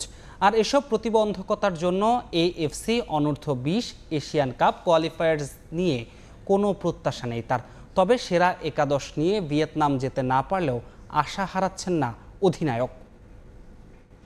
ওখান থেকে কোয়ালিফাই করে আসবো এই ধরনের কোনো আমি আশা আপনাদের দিতে পারছি না। অনেক কারণ আছে, অনেক নানাবিধ কারণ আছে। সেটা পুরাটাই যেহেতু আমি এই টিমের দায়িত্বে, পুরাটাই ব্যর্থতা আমার। কতটা হতাশা জন্ম নিলে একজন চ্যাম্পিয়ন কোচ তার লক্ষ্য নিয়ে এভাবে বলতে পারেন? কতটা ক্ষোভ পুঞ্জীভূত হলে সব দোষ নিজের কাঁধে নিয়ে তার অসহায় আত্মসমর্পণ? অথচ বাংলাদেশ অনূর্ধ্ব-20 ফুটবল দলকে সাফ চ্যাম্পিয়ন করে এশিয়ান কাপ বাছাই নিয়ে বেশ বড় স্বপ্নই দেখেছিলেন মারুফুল হক।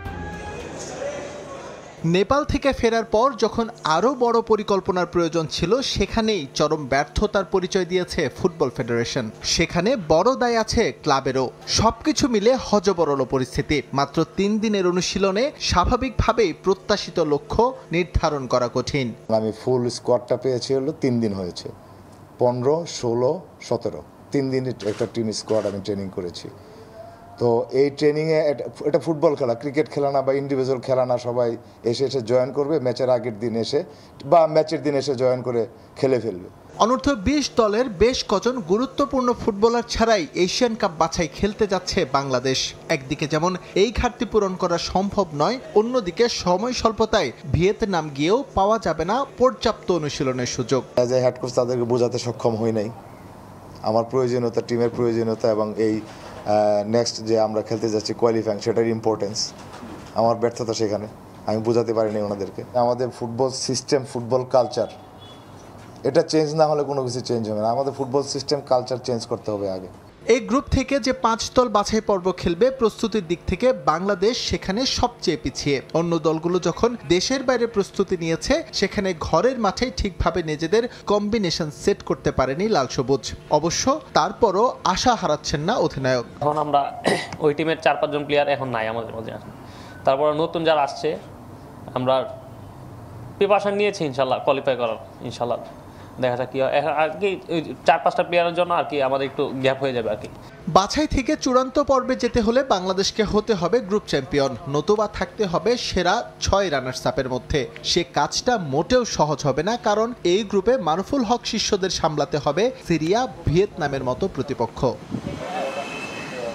এসএম ইকবাল, সময় সংবাদ, ঢাকা। এ পর্যায়ে শীর্ষ সংবাদগুলো জানিয়ে দিচ্ছি আরেকবার। আওয়ামী লীগের সভাপতিমণ্ডলীর সদস্য কাজী জাফরুল্লাহ গ্রেফতার। গণমাধ্যমের আতঙ্ক, ডিজিটাল নিরাপত্তা আইন 5 বছরে আসামি 451 সাংবাদিক। নির্বাচন থেকে বিরোধীদের বিরত রাখতেও করা হতো ব্যবহার, দ্রুত সংস্কার দাবি। সাজা স্থগিতের আবেদন নাকি আইনি প্রক্রিয়া? তারেক রহমানের দেশে ফেরার প্রক্রিয়া নিয়ে আইনজীবীদের ভিন্ন মত। সিদ্ধান্ত নেবেন বিএনপির ভারপ্রাপ্ত চেয়ারম্যানই। যুক্তরাজ্যে সাবেক ভূমিমন্ত্রীর হাজার হাজার কোটি টাকার সম্পদ, বিলাসবহুল বাড়ি কিনেছেন ৩৬০টি। আল জাজিরার অনুসন্ধানী প্রতিবেদন। এবং চেন্নাইয়ে বাংলাদেশ ভারত টেস্ট সিরিজ শুরু আজ। নিজেদের সামর্থ্যে আত্মবিশ্বাসী টাইগাররা, শান্তদের হালকাভাবে নিচ্ছে না টিম ইন্ডিয়াও।